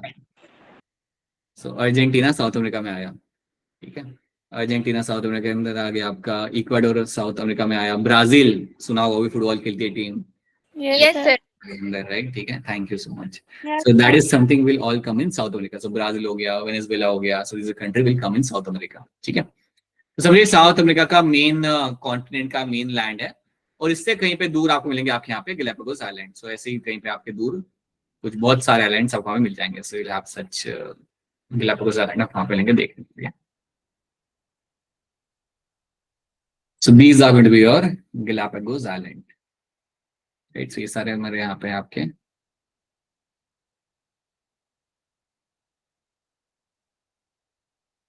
अब ये जो मेरे यहाँ पे गैलापागोस आइलैंड मुझे यहाँ पे दिख रहे हैं, तो कहानी जो मैंने आपको बताई थी अडैप्टिव रेडिएशन की वो इनके साथ भी यहाँ पे लगती है। सो यहाँ पे क्या था, आपके जो बर्ड्स है उनको हम कहते हैं फिंचेस। यहाँ पे जो मैं बर्ड्स की बात करूंगा they are called finches. So you will have a main population यहाँ पे। So you have a population over here, और यहाँ से भी वो पॉपुलेशन आपका ट्रैवल करके आपका जा रहा है अलग अलग आइलैंड के ऊपर, right. So they have gone to the other islands, और जब वो अपने अलग अलग आइलैंड पे यहाँ पे गए तो वहां पे जाके उन्होंने अपने आप को अडेप्ट किया as per the resources over there. जैसे वहां पे रिसोर्सेज थे, जैसे वहां पे खाना था, उस हिसाब से उन्होंने अपने आप को जाके वहां पे अडेप्ट किया। So they went over there and they adapted themselves as per the area over there. This is what the birds did, और ये birds का नाम था यहाँ पे finches, ठीक है। और याद रखना जब ये वहां पे जाके अडेप्ट कर गए, so they became a different species। वहां पे जाने के बाद ये लोग अलग अलग स्पीशीज बन गए थे। So कुछ मतलब एकदम से नहीं, it took them around like 50-100 years, but उसके बाद they became a different species। तो ये बात भी आता है कि अडेप्टिव रेडिएशन से आपको स्पीशीज बनते हुए आपको मिल जाती है यहाँ पे। अडेप्ट तो करिए लोग एंड दे बिकम डिस्टिंक्ट, दे बिल्कुल अलग हो जाते हैं आपके कॉमन एंसेस्टर्स से, ठीक है। और यही चीज आपको होते हुए आपको यहाँ पे मिली थी। This is the same thing you find happening over there. तो आप यहाँ देख पा रहे हो, यहाँ पे एक सिंगल कॉमन एंसेस्टर में से you can find different kinds of birds are been forming over there. अलग अलग टाइप के बर्ड्स आपके यहाँ बन के निकल जाए।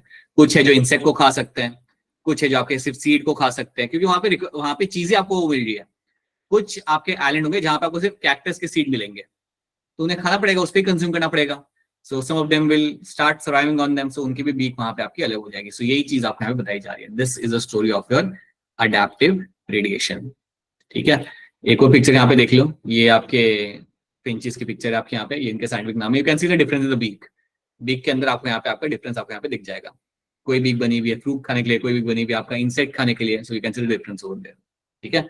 और इनको इवन बोलते हैं यहाँ पे डार्विन फिंचेस, क्योंकि ये चार्ल्स डार्विन ने इनको ढूंढा था, तो इनको हम शॉर्ट में इवन कहते हैं एज अ डार्विन finches,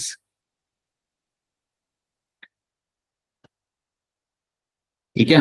और ये जो एग्जांपल आपके सामने बन रहा है ना एडेप्टिव रेडिएशन का, this is also called as my divergent evolution. कोई मुझे बताएगा मैं इसे डाइवर्जेंट एवोल्यूशन क्यों कह रहा हूँ? कोई मुझे एक्सप्लेन करेगा इससे why I can call it divergent क्योंकि एवोल्यूशन? कॉमन एंसेस्टर्स से ही डिफरेंट स्पीशीज फॉर्म हो रही है। बहुत बढ़िया अलजिया, बहुत बढ़िया। यस, बिकॉज कॉमन एंसेस्टर्स से ही मेरे यहाँ पे डिफरेंट स्पीशीज मेरे यहाँ पे फॉर्म हो रही है, because I have a common ancestor, और उसमें से I am finding different species have been formed. So this is also example of my divergent evolution, right.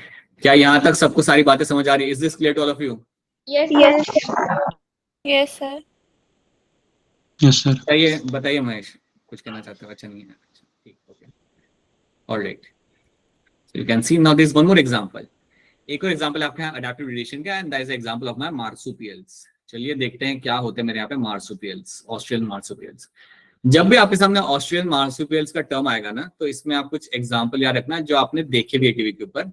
एक आपका हो गया कंगारू, सबने देखा होगा. Then you have something like my koala. Koala भी टीवी पे देखा होगा. पता है वो ट्री पे बैठा हुआ एक टेडी Yes, बेयर sir. जैसा एनिमल होता है, Yes, sir. जो ट्री पे ऐसे पकड़ के बैठा होता है. वो क्यूट लगता है लेकिन वो क्यूट होता नहीं है. Right. So that is one thing. Then you have something like your wombat. Wombat शायद आपने ना देखा हो, बट समथिंग लाइक वॉम्बैट नाम का भी एक एनिमल होता है. ये भी दिखता काफी अच्छा है, दूर से टेडी बेयर जैसे ही होता है, बट वो ग्राउंड पे रहता है. मैं थोड़ा आपको बताता हूँ यहाँ पे. कंगारू जो आपको मिलता है दैट इज समथिंग जो आपको मिलेगा ग्रेजिंग वाले एरिया के अंदर. ग्रेजिंग मतलब जहाँ पे बहुत सारा खुला मैदान होता है ना, वहां पे वो ग्रेज करके आपको मिलेगा. So it is a grazer. ठीक है, घास वास खाता है और ग्रेजिंग वाले एरिया के अंदर जहाँ पे ग्रेजिंग की जा सकती है, जहाँ पे आप जैसे गाय ग्रेज करती है वैसे ही आपको ग्रेजिंग करते हुए आपको उस हैबिटेट में आपको मिलेगा. सो ओपन एरिया में आपको ये देखने के लिए आपको मिल जाता है. कोआला है आपका यहाँ पे आर्बोरियल. कोआला जो आपका यहाँ पे होता है वो आपका होता है यहाँ पे आर्बोरियल. आर्बोरियल मतलब क्या, कोई बताएगा मुझे आर्बोरियल मतलब क्या? झाड़ पे लटके रहने वाला. हाँ राइट, झाड़ पे लटके रहने वाला. राइट. सो ट्री पे ही आपको मिलेगा, बैठा हुआ आपको हमेशा वहां पे मिलेगा. So that will be koala over here. Right. And then wombat is going to be a burrowing animal. So wombat आपका बरोइंग एनिमल होता है, बरो बनाता है और वहां पे वो रहता है. So it will be burrowing animal. So जो जमीन में चूहे के टाइप से निकलता है, उसके बड़े बड़े नाखून होते हैं, उसको बोलते हैं क्या वॉम्बैट? तो चूहे से तो बहुत बड़ा होता है वो.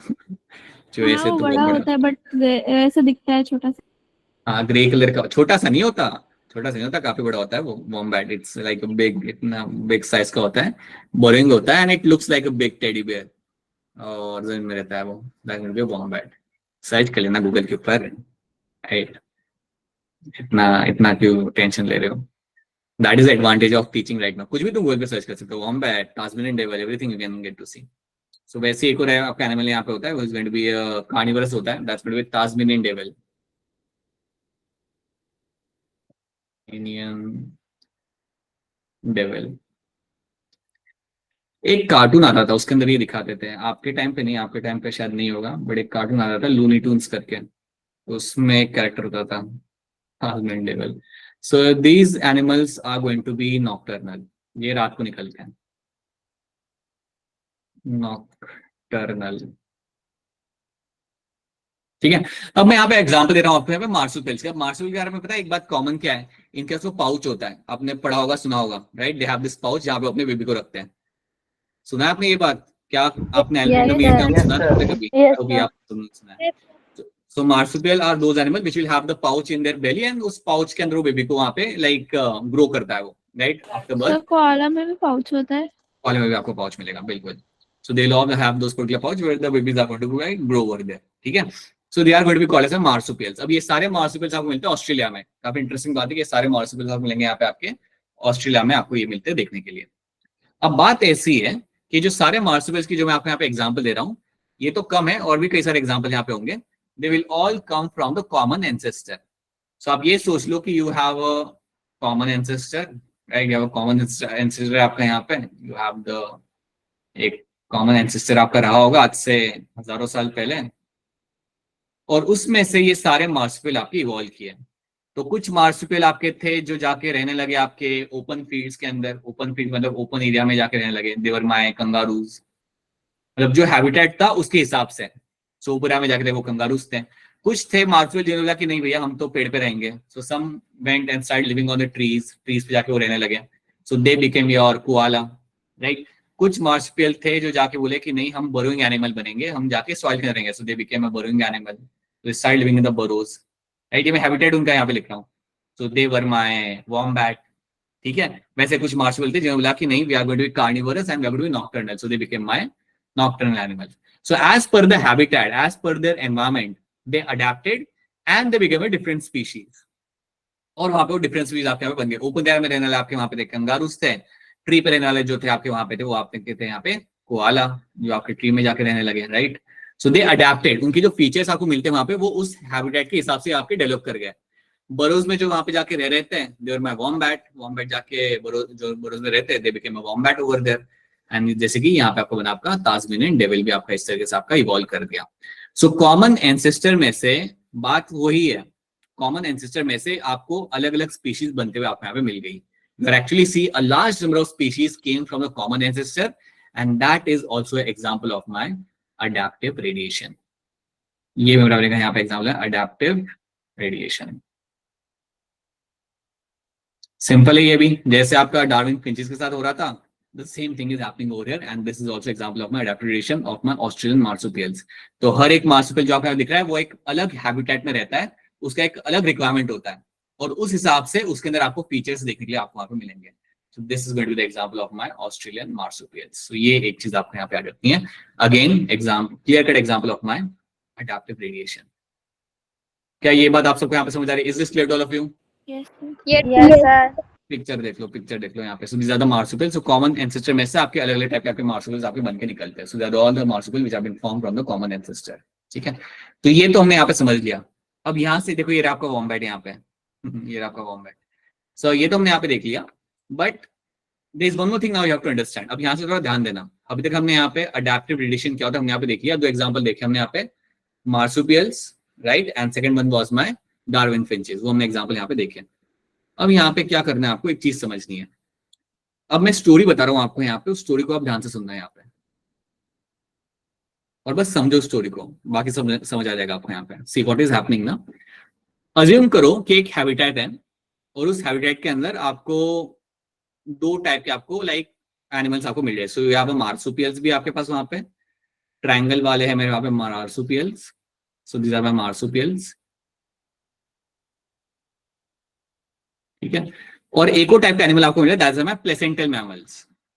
जैसे मार्सुपियल्स होते हैं ना, वैसे आपके दूसरे मैमल्स होते हैं वो आपके प्लेसेंटल मैमल्स, जैसे डॉग, कैट, लायन, टाइगर, ये सारे मेरे होते हैं यहाँ पे प्लेसेंटल मैमल्स। तो ये है मेरे यहाँ पे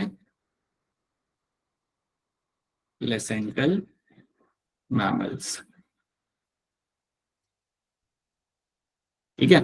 और ये जो आपको यहाँ पे मिल रहा है, this is called as my marsupials. ये मेरे यहाँ पे मार्सुपियल्स। एक बार फिर आपको डिफरेंस बताना चाहूंगा, अगर आपको मालूम नहीं है ये डिफरेंस, तो मार्सुपियल्स बेटा वो होते हैं जिनके पास पाउच होता है, दे हैव दिस पाउच। तो होता क्या है कि जब बेबी बॉर्न होता है ना, तो वो बहुत प्री डेवलप्ड होता है, वो प्री मेच्योर होता है, राइट। और वो उसके बाद वो ग्रो करता है मदर की बॉडी के साथ अटैच करके, right. That is what you get to see in the marsupials, ठीक है। एक ये सिंपल तरीके से आप इन्हें आप डिफरेंशिएट कर सकते हो अभी के लिए। Marsupials are known to have this pouch, और वो आपका लाइक प्लेसेंटा से बेबी को नरिशमेंट नहीं मिलता। बट जो प्लेसेंटल मैमल्स होते हैं जिनके अंदर आपको प्लेसेंटा मिलेगा, जैसे हम भी प्लेसेंटल मैमल्स ही है, तो यहाँ पे क्या होता है, नरिशमेंट आपको मिलता है through out the growth through the placenta. तो ये आप इनको इस तरीके से आप अभी यहाँ पे डिफरेंशिएट कर सकते हो, that marsupials and placental mammals will be seen. So marsupial mammals and placental mammals. यहाँ तक सब समझ आ रहा है आपको? Is this clear to all of you? Yes, sir. Yes, sir. अब देखो यहाँ पे होता क्या है। अब यहाँ पे इंटरेस्टिंग बात यहाँ पे क्या होगी कि आपके पास ये पॉपुलेशन है, ये एक हैबिटेट में आपका ग्रो कर रहा है। समझो उस हैबिटेट के अंदर कुछ हुआ, समझो उस हैबिटेट के अंदर सूखा पड़ गया, ड्राउट आ गया। अब ड्राउट आ गया तो सिंपल सी बात है कि ये लोग वहां पे रह नहीं पाएंगे, इनको माइग्रेट करना पड़ेगा, they have to migrate. I hope आपको कहानी समझ आ रही है कि वहां पे ड्राउट पड़ गया, सूखा पड़ गया, तो वहां पे कुछ है नहीं रहने के लिए ज्यादा। So now they have to move to new location. तो कुछ मार्सुपियल और प्लेसेंटल मैमल एक जगह पे चले गए, यहाँ पे यू हैव लोकेशन ए, समझो you have location A over here, ठीक है, हैबिटेट ए। कुछ लोग यहाँ पे आ जाएंगे हैबिटेट ए के अंदर, और कुछ इनमें से आ जाएंगे आपके यहाँ पे हैबिटेट बी के अंदर। Some will go in the habitat B, ठीक है। अब तुम सोचो यहाँ पे कि कुछ मेरे यहाँ पे मार्सुपियल्स और प्लेसेंटल मैमल्स यहाँ पे मेरे आ गए हैबिटेट ए के अंदर। तो मेरे कुछ मार्सुपियल्स भी यहाँ पे आ गए और मेरे यहाँ पे प्लेसेंटल मैमल्स भी मेरे यहाँ पे आ गए हैबिटेट ए के अंदर। ए इज माई हैबिटेट, ठीक है, ए इज माई हैबिटेट, ये एनिमल का नाम नहीं है, A is going to be the habitat over there. अब जब ये लोग हैबिटेट ए में पहुंचे, इन्होंने क्या देखा कि यहाँ पे तो खाने के लिए हमें सिर्फ मिल रहे चींटियां। समझो वो हैबिटेट ए के अंदर यहाँ पे पहुंचे और उन्हें यहाँ पे दिखता है कि खाने के लिए हमारे पास यहाँ पे क्या है, only thing you have over here to eat is going to be ants. सिर्फ चींटी मेरे पास यहाँ पे खाने के लिए। तो अगर मेरे पास यहाँ पे सिर्फ चींटियां हैं खाने के लिए, तो मुझे उस हिसाब से अडेप्ट करना पड़ेगा, उस हिसाब से मुझे वहां पे अडेप्ट करना पड़ेगा। और उस हिसाब से अगर मैं यहाँ पे अडेप्ट करूंगा तो पता है क्या होगा, ये जो मेरे प्लेसेंटल मैमल्स है उनके अंदर उस टाइप के ट्रेट्स मिलेंगे। अब चींटी खाने के लिए you need to have a long mouth ताकि आप उसके बोरों में जा सको, और you need to have a very long tongue. You need to have a long mouth, आपका एक स्नाउट काफी लंबा होना चाहिए, and you should have a very long tongue, ताकि आप उसके बोरों में से चीजों को पिकअप करके आप खा सको। तो अगर आपके पास यहाँ पे एंड्स जो आपके यहाँ पे है, अगर आपको वही खाने के लिए आपको यहाँ मिल जाए, सो व्हाट विल हैपन, कुछ सालों बाद, कुछ मतलब 100-200 सालों के बाद, ये जो मेरे प्लेसेंटल मैमल होंगे, they will turn into anteater. एक एनिमल होता है जिसे हम कहते हैं एंटीटर, शायद आपने टीवी पे कई बार देखा भी होगा, या नहीं देखा तो देख लेना बाद में। एंटीटर नाम का एनिमल होता है जो चींटियों को खाता है, जो सिर्फ चींटियों को जाके वहां पे खा रहा होता है, ठीक है। और जो मेरे यहाँ पे जो मार्सुपियल मैमल्स मेरे जो यहाँ पे है, they will turn into some other animal जो चींटियों को खाएगा, and they can call be like one of the example is my nymph bat. Nymph bat is going to be example of a marsupial जो चींटियों के ऊपर consume करता है, जो चींटियों को खाता है वहां पे। अब आप मुझे एक बात बताओ, आपके यहाँ पे जो दोनों यहाँ पे मार्सुपियल है, राइट, सॉरी, एक मार्सुपियल एक मेरा प्लेसेंटल मैमल है, मुझे पहले आप मुझे एक बात बताओ, क्या इन दोनों के अंदर कोई कॉमन एंसेस्टर होगा या नहीं होगा? नहीं होगा। समझो, दोनों अलग अलग हैं, both of them are different over here. एक है मेरा मार्सुपियल से, एक मेरे प्लेसेंटल है, so both of them are separate unrelated. एक बात रखो कि दोनों के दोनों यहाँ पे मेरे अनरिलेटेड है, ठीक है। तो आपको ध्यान रखना है कि दोनों यहाँ पे अनरिलेटेड है, और दोनों के बीच में क्या हुआ, both of them have developed a character which is similar. ये बन गया यहाँ पे एंटीटर, ये बन गया यहाँ पे nymph bat। दोनों के पास कॉमन चीजें क्या होंगी, दोनों के पास लंबा सा स्नाउट होगा और उनके पास लंबी सी टंग होगी, ताकि वो एंड्स को निकाल सके बोरों के अंदर से। दोनों अलग है, याद रखना। Anteater is a placental mammal and nymph bat is going to be a marsupial. लेकिन दोनों में कॉमन क्या है, both of them will have a long snout to take out the ants from the burrow. क्या मेरी बात समझ आ रही है आपको यहाँ पे? Yes, sir.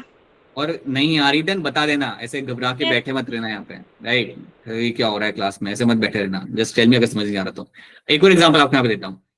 एक पॉपुलेशन मेरा हैबिटेट बी में चला गया था, एक पॉपुलेशन मेरा यहाँ पे हैबिटेट बी में चला गया। तो हैबिटेट बी में जाने का उन्होंने वहां पे देखा कि यार यहाँ पे तो हम जमीन पे नहीं रह सकते, यहाँ पे हम जमीन पे रह नहीं सकते, हमें रहना पड़ेगा पेड़ों के ऊपर, और पेड़ों के ऊपर भी रह के हम वहां पे उड़ेंगे। मैमल हम लोग, लेकिन हम ग्लाइड करेंगे, पेड़ों पे रहेंगे हम वहां पे, बट हम एक पेड़ से दूसरे पेड़ पे ग्लाइड कर करके जाएंगे। तो यहाँ पे जो मेरे यहाँ पे पहुंचे थे मार्सुपियल्स और प्लेसेंटल मैमल्स, इनको क्या पता चला यहाँ पे आने के बाद कि यार यहाँ पे आप जमीन पे नहीं रह सकते, you will have to find a new way. आप क्यों नहीं रह सकते? समझो कि वहां पे प्रेडेटर्स ज्यादा हैं, right. So here what they decided that to become arboreal. इन्होंने यहाँ पे क्या डिसाइड किया? To become arboreal, to become arboreal. Arboreal तो हम बनेंगे ही बनेंगे, उसके साथ साथ हम क्या करेंगे, हम करेंगे ग्लाइड। देखो, फ्लाई करना और ग्लाइड करने में बड़ा फर्क होता है, राइट। जो आप करते हो ना, ये आप what you do in Bir Billing में आप क्या करते हो, what you call it as a paragliding, right.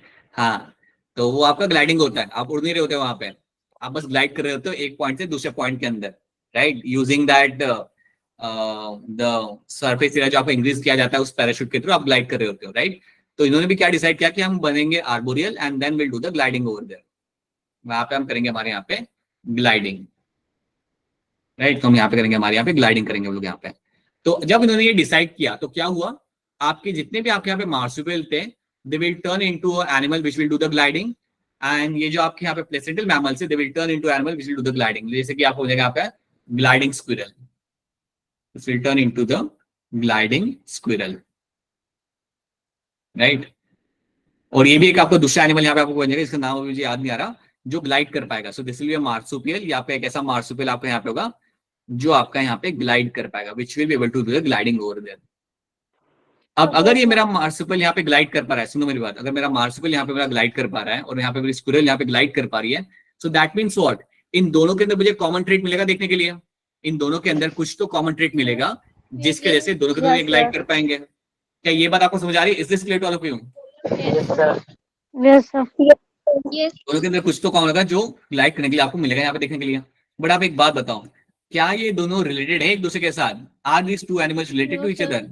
No, sir. No, sir. नहीं है, both of them are unrelated. अब मुझे बताओ, जब कहानी कुछ ऐसे बन रही है that you have unrelated population, you have a unrelated population, आपके पास है आपका यहाँ पे एक अनरिलेटेड पॉपुलेशन आपके सामने, आपको मैं यहाँ पे दिखा रहा हूँ, और दोनों अनरिलेटेड पॉपुलेशन के अंदर आपको क्या मिल जाए, कॉमन ट्रेट्स आपको यहाँ पे बनते हुए आपको मिल जाए। You are finding common traits in दोनों के बीच में आपको यहाँ पे दिख रहे हैं, राइट। दोनों के अंदर आपको क्या मिल रहा है, कॉमन ट्रेट्स आपको बनते हुए आपको यहाँ पे दिख रहे हैं। अगर आपको अनरिलेटेड पॉपुलेशन के अंदर अगर कॉमन ट्रेट्स बनते हुए दिखते हैं तो वो किस चीज का एग्जाम्पल होता है? Analogous evolution. एनालॉगस और इकोटर्म क्या होता है? इकोटर्म क्या होता है? एनालॉगस से इकोटर्म हम क्या कन्वर्जेंट करते कन्वर्जन कन्वर्जन एवोल्यूशन। Conversion. हैं? ये चीज आपको यहाँ पे समझनी है और ये चीज आपको होते मिल रही है। आपके कई सारे जो मार्सिपल्स होते हैं उनके बीच में आपको कुछ ऐसे ट्रेट्स मिलेंगे जो प्लेसेंटल मैमल के साथ सेम सेम होंगे बट दोनों का रिलेशन नहीं है। So this over here becomes example of my convergent evolution. कैसे बनाइए एग्जांपल कन्वर्जेंट इवोल्यूशन का? क्या आपको समझ आ रहा है? Is this clear to all of you? Yes sir. अभी यस आप इस सर पिक्चर को यस आप यहाँ पे देखो, अब पिक्चर को आप यहाँ पे देखो। पिक्चर आपको यहाँ पे क्या बता रहा है? इसको देखो यहाँ पे, ये मैंने आपको एक एग्जांपल लिया था, एंटीटर एंड नमबैट। दोनों के दोनों क्या है यहाँ पे? आपके चींटियों को खाते हैं। एक है आपका यहाँ पे प्लेसेंटल मैमल, दूसरा आपका यहाँ पे ऑस्ट्रेलियन मार्सुपियल। दोनों यहाँ पे अनरिलेटेड हैं but both of them are showing the common trait of feeding on the insect. So this is why we can say it is example of my convergent evolution. एक और एग्जांपल हम यहाँ पे देख सकते हैं, flying squirrel plus flying phalanger, right? दोनों को आप देखो यहाँ पे, एक आपका यहाँ पे प्लेसेंटल मैमल है आपका यहाँ पे और दूसरा आपका यहाँ पे मार्सुपियल। दोनों यहाँ पे रिलेटेड नहीं है, both of them don't share a common ancestor. But दोनों के अगर आप वो देखोगे ना, पेटिजियम है उन दोनों का, दोनों के पास पेटिजियम है ताकि वो ग्लाइड कर सके। So that is also going to be a very good example जो मैंने आपको यहाँ पे शो किया था। That is example of your which I have shown over here is example of my convergent evolution. तो ये स्टेटमेंट, ये बात भी आप यहाँ पे याद रखना, this is something you have to understand. क्योंकि जब ये आप एनसीईआरटी में से पढ़ते हो ना, तब आप कंफ्यूज हो जाते हो कि ये कन्वर्जेंट रहेगा अडैप्टिव रेडिएशन या डाइवर्जेंट रहेगा। तो आपको याद रखना है, जब हम बात करते हैं when we discuss about marsupial, Australian marsupials के बनने के स्पीसिएशन की जब हम बात करते हैं, ये एग्जांपल है मेरे यहाँ पे डाइवर्जेंट का, राइट? जब मैं बात करता हूँ डार्विन फिंचेस के बारे में, that is also example of my divergent evolution. लेकिन जब मैं बात करता हूँ the things happening between your placental mammals and marsupial mammals, जब इनके बीच में जब मैं देखता हूँ कि कुछ दो कॉमन ट्रेट बन रहे हैं from two unrelated population, this becomes example of my convergent evolution। और यही चीज उन्होंने यहाँ पे लिख के रखी हुई है। अब देखो यहाँ पे क्या लिखा हुआ इन लोगों ने एनसाइड के अंदर। एनसाइड में मेंशन क्या हुआ है? when more than one adaptive radiation appeared to have occurred in an isolated geographical area, one can call this as a convergent evolution। एक सर्टेन एरिया के अंदर, एक जियोग्राफिकल एरिया के अंदर जब एक से ज्यादा अडैप्टिव रेडिएशन अगर आपका वहां पे हो रहा हो, तो उसको हम बोलेंगे यहाँ पे एज अ कन्वर्जेंट इवोल्यूशन। और इसका एग्जांपल आप यहाँ पे देख सकते हो, देख लो ना यहाँ पे, यू हैव एक निम्फ बैट भी आपका यहाँ पे इवॉल्व कर रहा है, एंटेलोप भी आपके यहाँ पे बन रहा है। और वो कैसे बन रहा है? एक सेम हैबिटेट के अंदर आपके लोग बन पा रहे हैं, और सेम हैबिटेट के अंदर क्या हो रहा है? दोनों उसी हैबिटेट के हिसाब से अपने आप को डेवलप कर रहे हैं। So they are showing the common trait as per the same habitat, and that is the example of my convergent evolution. क्या अब ये चीज आप सबको यहाँ पे समझ आ रही है? Is this thing clear to all of you? Yes sir तो ये एक इंपॉर्टेंट पॉइंट है ना, बिकॉज कई बार होता है ना कि लोग इसमें गड़बड़ खा जाते हैं कि अडैप्टिव रेडिएशन मतलब क्या आएगा। बिकॉज एनसीईआरटी में अडैप्टिव रेडिएशन पढ़ाते समय उन्होंने डाइवर्जेंट टर्म यूज नहीं किया हुआ, बस उन्होंने एंड में ये टर्म यूज कर दिया है। But you have to understand कि वो adaptive radiation itself is not example of convergent evolution, वो डाइवर्जेंट का ही एग्जांपल है। बट जब आप ये कहानी को इस तरीके से आप देख रहे होते हो ना कि एक आइसोलेटेड एरिया के अंदर आपके दो अडैप्टिव रेडिएशन हो रहे हैं, that is called as my convergent evolution. बाकी दो डाइवर्जेंट का एग्जांपल रहेगा। So that is why you have to see this picture, जिसको मैंने आपको यहाँ पे रिलेट कराया हुआ है। So that is something you have to understand in this। ठीक है, so ये आपको मालूम होना चाहिए। So I hope, एक बार फिर आपसे पूछ रहा हूँ, इसको लेके कोई कंफ्यूजिंग पार्ट यहाँ पे रहना नहीं चाहिए। This should be clear to all of you। ठीक है, alright। तो ये हमने यहाँ पे देख लिया। अब ये वाला पार्ट सो फाइनली आपका ये खत्म होता है। So this is what we have completed। अब एक काम करते हैं, कुछ क्वेश्चन सॉल्व करते हैं। Let's solve some question। आगे नहीं बढ़ते हैं, कुछ क्वेश्चन हम यहाँ पे लगाते हैं। Let's see अब इसका आंसर दे पाते हैं नहीं दे पाते हैं। आराम से इसको देखो क्वेश्चन को, टेक योर टाइम, अपने 30 सेकंड लो आराम से, कोई भी गलत आंसर नहीं करेगा, कर सकते हो बट स्टिल नहीं करेगा। And then raise your hand. Adaptive radiation refers to, take your time and then try to give me a correct answer।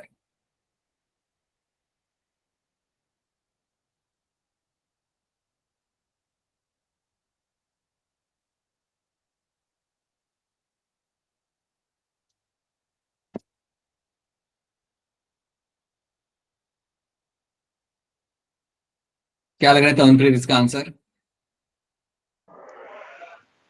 Sir ये ऑप्शन ऑप्शन ए। जानवी आपको क्या लग रहा है? Option A. कितने लोगों ने हैंडल्स के दिखता नहीं है कई बार। Okay right, yes, option A बनेगा आपका यहाँ पे as a correct answer. Evolution of different species from a common ancestor is the example of my adaptive radiation. एक कॉमन एंसेस्टर की आप हमेशा पे बात करोगे, जब भी अडैप्टिव रेडिएशन की बात हो रही है आपका इट्स अ कॉमन एंसेस्टर, और उसमें से ही आपको अलग अलग स्पीशीज आपको बनते हुए आपको वहां पे मिल गया, and that is why option A becomes my correct answer. ठीक है, ऑलराइट, सो इसको भी आंसर दे दो यहाँ पे। Homologous organ are those that shows similarity in ABCD। Take your time and then give me the correct answer.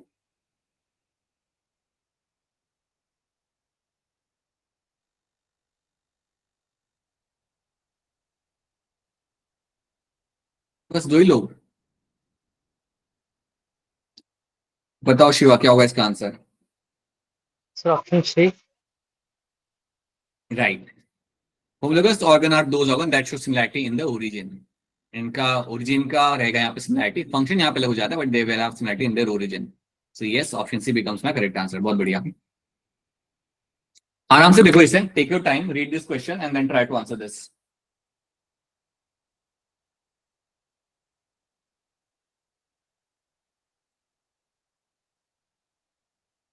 अलजिया ने तो hand raise कर दिया। अलजिया बताओगे इसका आंसर, बोलो।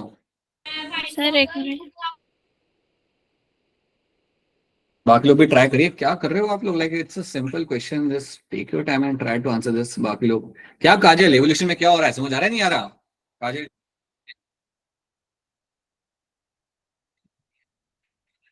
Sir option D. रानी क्या लग रहा है क्या होगा इसका answer? Sir option D. Idhara क्या लग रहा है? Sir D. Janvi? Option B sir. Janvi को बी लग रहा है, मुझे सुनाई नहीं दिया। It is going to be your option D. In case of peppered moth Biston betularia जो आपका यहाँ पे है, black color form became dominant over the light color form in England during industrial revolution. This is an example of what? किस चीज का example है? Natural selection where were selected. So बिल्कुल ये आपका नेचुरल सिलेक्शन ही आपका यहाँ पे हुआ है, कोई मिमिक्री मिमिक्री यहाँ पे नहीं हो रही। It is the example of your natural selection जो आपको उस एनवायरमेंट के अंदर आपको वहाँ पे हुआ, और उस वजह से what we get to see that एक पॉपुलेशन आपका यहाँ पे सिलेक्ट हुआ over the other population. So that is why option D becomes the correct answer. Right, then homology does not refer to what? इनमें से कौन सा टर्म होमोलॉजी के साथ रिलेट नहीं कर सकते? Again raise your hand to answer this.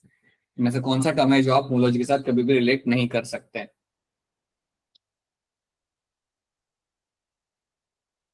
Now people are raising their hand. जब एकदम सिंपल क्वेश्चन आता है then you suddenly I feel people raising their hand.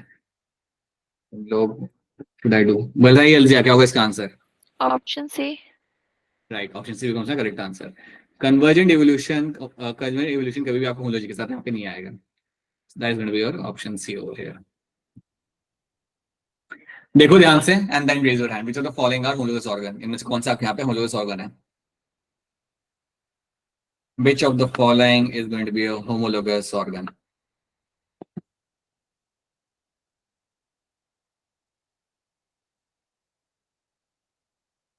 Just wait a minute. बताइए अपूर्वा क्या होगा इसका आंसर? Option A. ओके, रानी आपको क्या लग रहा है? यस सर ऑप्शन ए। कोई है जो किसी को कुछ और ऑप्शन यहाँ पे लग रहा है? अच्छा मुझे बताओ कि आप कह रहे हो ऑप्शन ए आपका एग्जाम्पल आपके होमोलोगस ऑर्गन का, मुझे बताओ ऑप्शन बी जो आपका यहाँ पे ये किस चीज का एग्जाम्पल बनेगा फिर? एनालॉगस का। ये एनालॉगस का एग्जाम्पल बनेगा जहाँ पे you will get to see they have a common function but they have different structure. But yes आपका यहाँ पे आंसर सर जाएगा option common structure different function.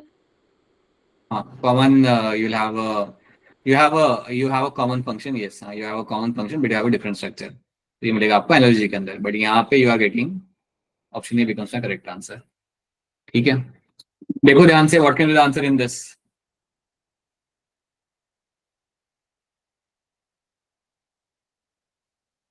Analogous structure are what? अब ये क्वेश्चन हम बार बार, इन वाले क्वेश्चन हम बार बार इसलिए देखें बिकॉज नीट में भी यही क्वेश्चन आते हैं। नीट के अंदर वो लोग घुमा फिरा के आपसे यही पूछेंगे। अच्छा, बाकी लोगों के साथ क्या दिक्कत है? Like what is happening? Kajal, आपको कुछ समझ आ रहा है, नहीं आ रहा? बताओ। अंकिता, क्लियर है, नहीं क्लियर है? What is happening? सर मुझे स्क्रीन ही नहीं दिख रही है। सेम चीज जो हमेशा होती है। There is something you have to do with your device. बताओ शिवा, क्या होगा इसका answer? Sir option C. And क्या लग रहा है इसका आंसर? सिद्रा, आपको क्या लग रहा है? सर ऑप्शन सी होगा। सिद्रा, एक दो एग्जांपल दे दो मुझे यहाँ पे। दो एग्जांपल दे दो एनालॉजी के, यहाँ पे फटाफट दो एग्जांपल दे दो। सर आई ऑक्टोपस और ह्यूमन में सर सेम फंक्शन और डिफरेंट ऑरिजिन एंड स्ट्रक्चर। ठीक है, और कुछ? और कुछ? और एक और एग्जांपल। सर एनालॉजी के सर डॉल्फिन। एंड बिना पेज पलटे बताओ जल्दी। एंड पोटैटो और स्वीट पोटैटो। क्या है उसमें? क्या है उसमें? एग्जांपल है क्या? वो क्या चीजें हो रही है वहां पे? पोटैटो में स्टेम से स्टोर स्टार्च होता है। और स्वीट पोटैटो के अंदर कहाँ पे होता है? रूट से। Right. So again, you will find you have a common function. Structures are going to remain different over there. So that is going to be your analogy. बहुत सही। और analogy के साथ आपका हमेशा यहाँ पे आएगा convergent evolution। 149, बहुत ही आसान क्वेश्चन है आपका यहाँ पे। क्या होगा इसका answer? Darwin travelled in ship ABCD। बताइए मोनिका। ये तो बहुत सिंपल है मोनिका, चलो जल्दी आगे बढ़ते करते हैं। We can't really waste time on this। Option C. कितने साल के लिए गया था मोनिका वो? Sir 7 years। 5 years। Sorry 5। Let's do that question which we have missed, जो हमने आपको मिस छोड़ा था। ये वाला बताओ। आराम से देखो, take your time and then try to answer this. Theory of natural कि आपके यहाँ पे नेचुरल सिलेक्शन की किस के ऊपर बेस्ड है यहाँ पे? Take your time and then try to answer this. क्या लग रहा है शिवा, क्या होगा इसका आंसर? सर ए।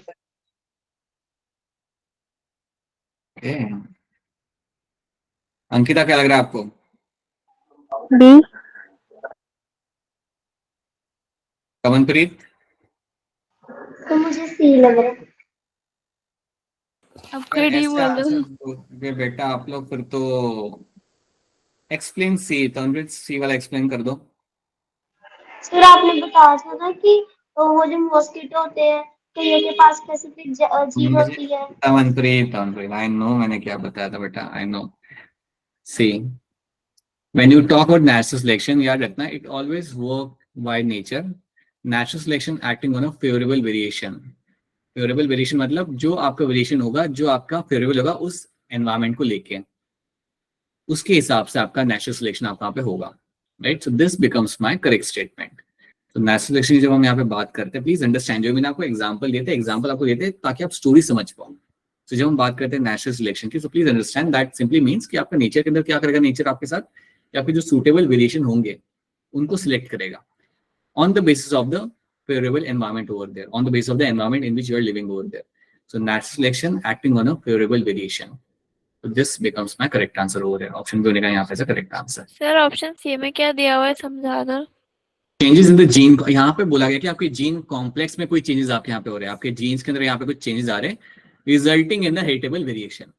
अब याद रखना, अगर आपके जीन्स के अंदर आपके कोई चेंजेस आ भी रहे तो जरूरी नहीं हमेशा कि आपके वो एक तो हेरिटेबल होंगे। ठीक है, ये चीज आपको यहाँ पे रखना है कि अगर आप जीन्स के, अगर आपके कोई चेंजेस आ भी रहे, अगर आपके जीन्स के चेंजेस आपके आ रहे हैं सोमैटिक सेल के अंदर, तो आपके इनहेरिट होंगे भी नहीं वहां पे। राइट, सो प्लीज अंडरस्टैंड, ये जो स्टेटमेंट आप यहाँ पे देख रहे हो ये आपकी बिल्कुल सेंस नहीं करती या सही नहीं है in terms of natural selection.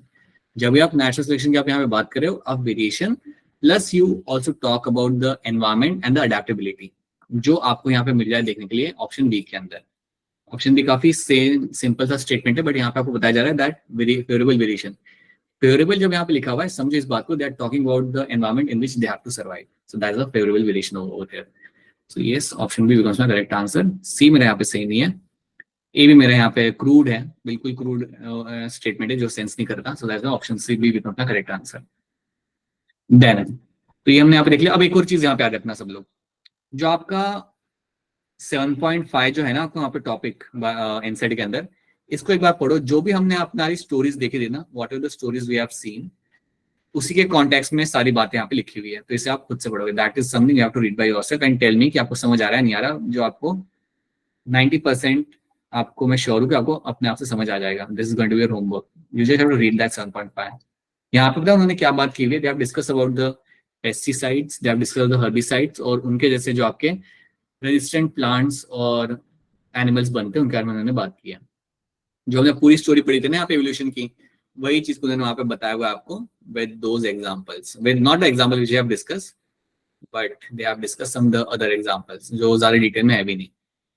सो अगर आपको एवोल्यूशन की कहानी समझ आ रही है, देन आपको ये समझने में आपको कोई दिक्कत वहां पे नहीं आएगी। So just go through the 7.5 वाले टॉपिक के साथ एक बार आप देख जाना, ठीक है। So that is something we have done, ये चीज हमने यहाँ पे किया। ये क्वेश्चन हम यहाँ पे देख लेते, जो हमारे क्वेश्चन यहाँ पे बाकी था, let's have a look at that. So we have a question ये वाला, अब देखो इसे ध्यान से and then try to answer this.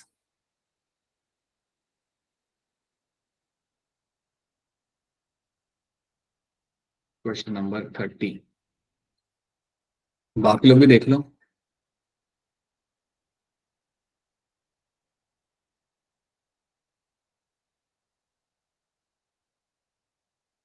बताइए मोनिका, क्या लग रहा है इसका आंसर?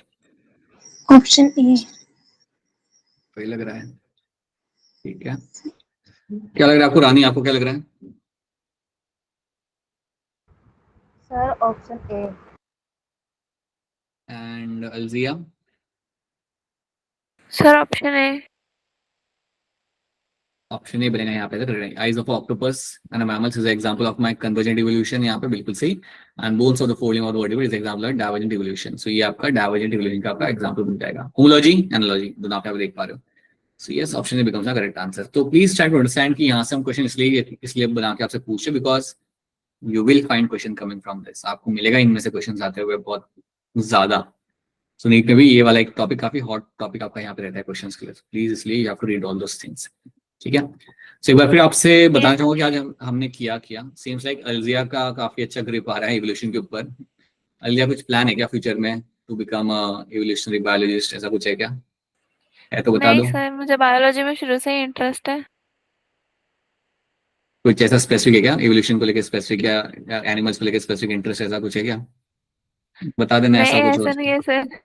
हम याद रखेंगे ना कि कभी किसी का नाम आया, किसी साइंटिस्ट का नाम आया पेपर में, कुछ डिस्कवर हुआ अलजिया नाम का, तो हमें याद आएगा अरे this is the one.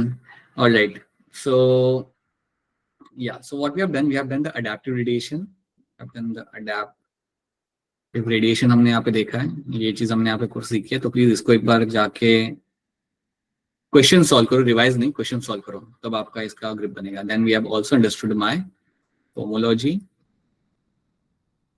And my analogy, ये दो चीज हमने यहाँ पे आज हमारी कंप्लीट कर ली। जो तीसरी चीज हमने यहाँ पे देखी है, that was my industrial melanism, industrial melanism.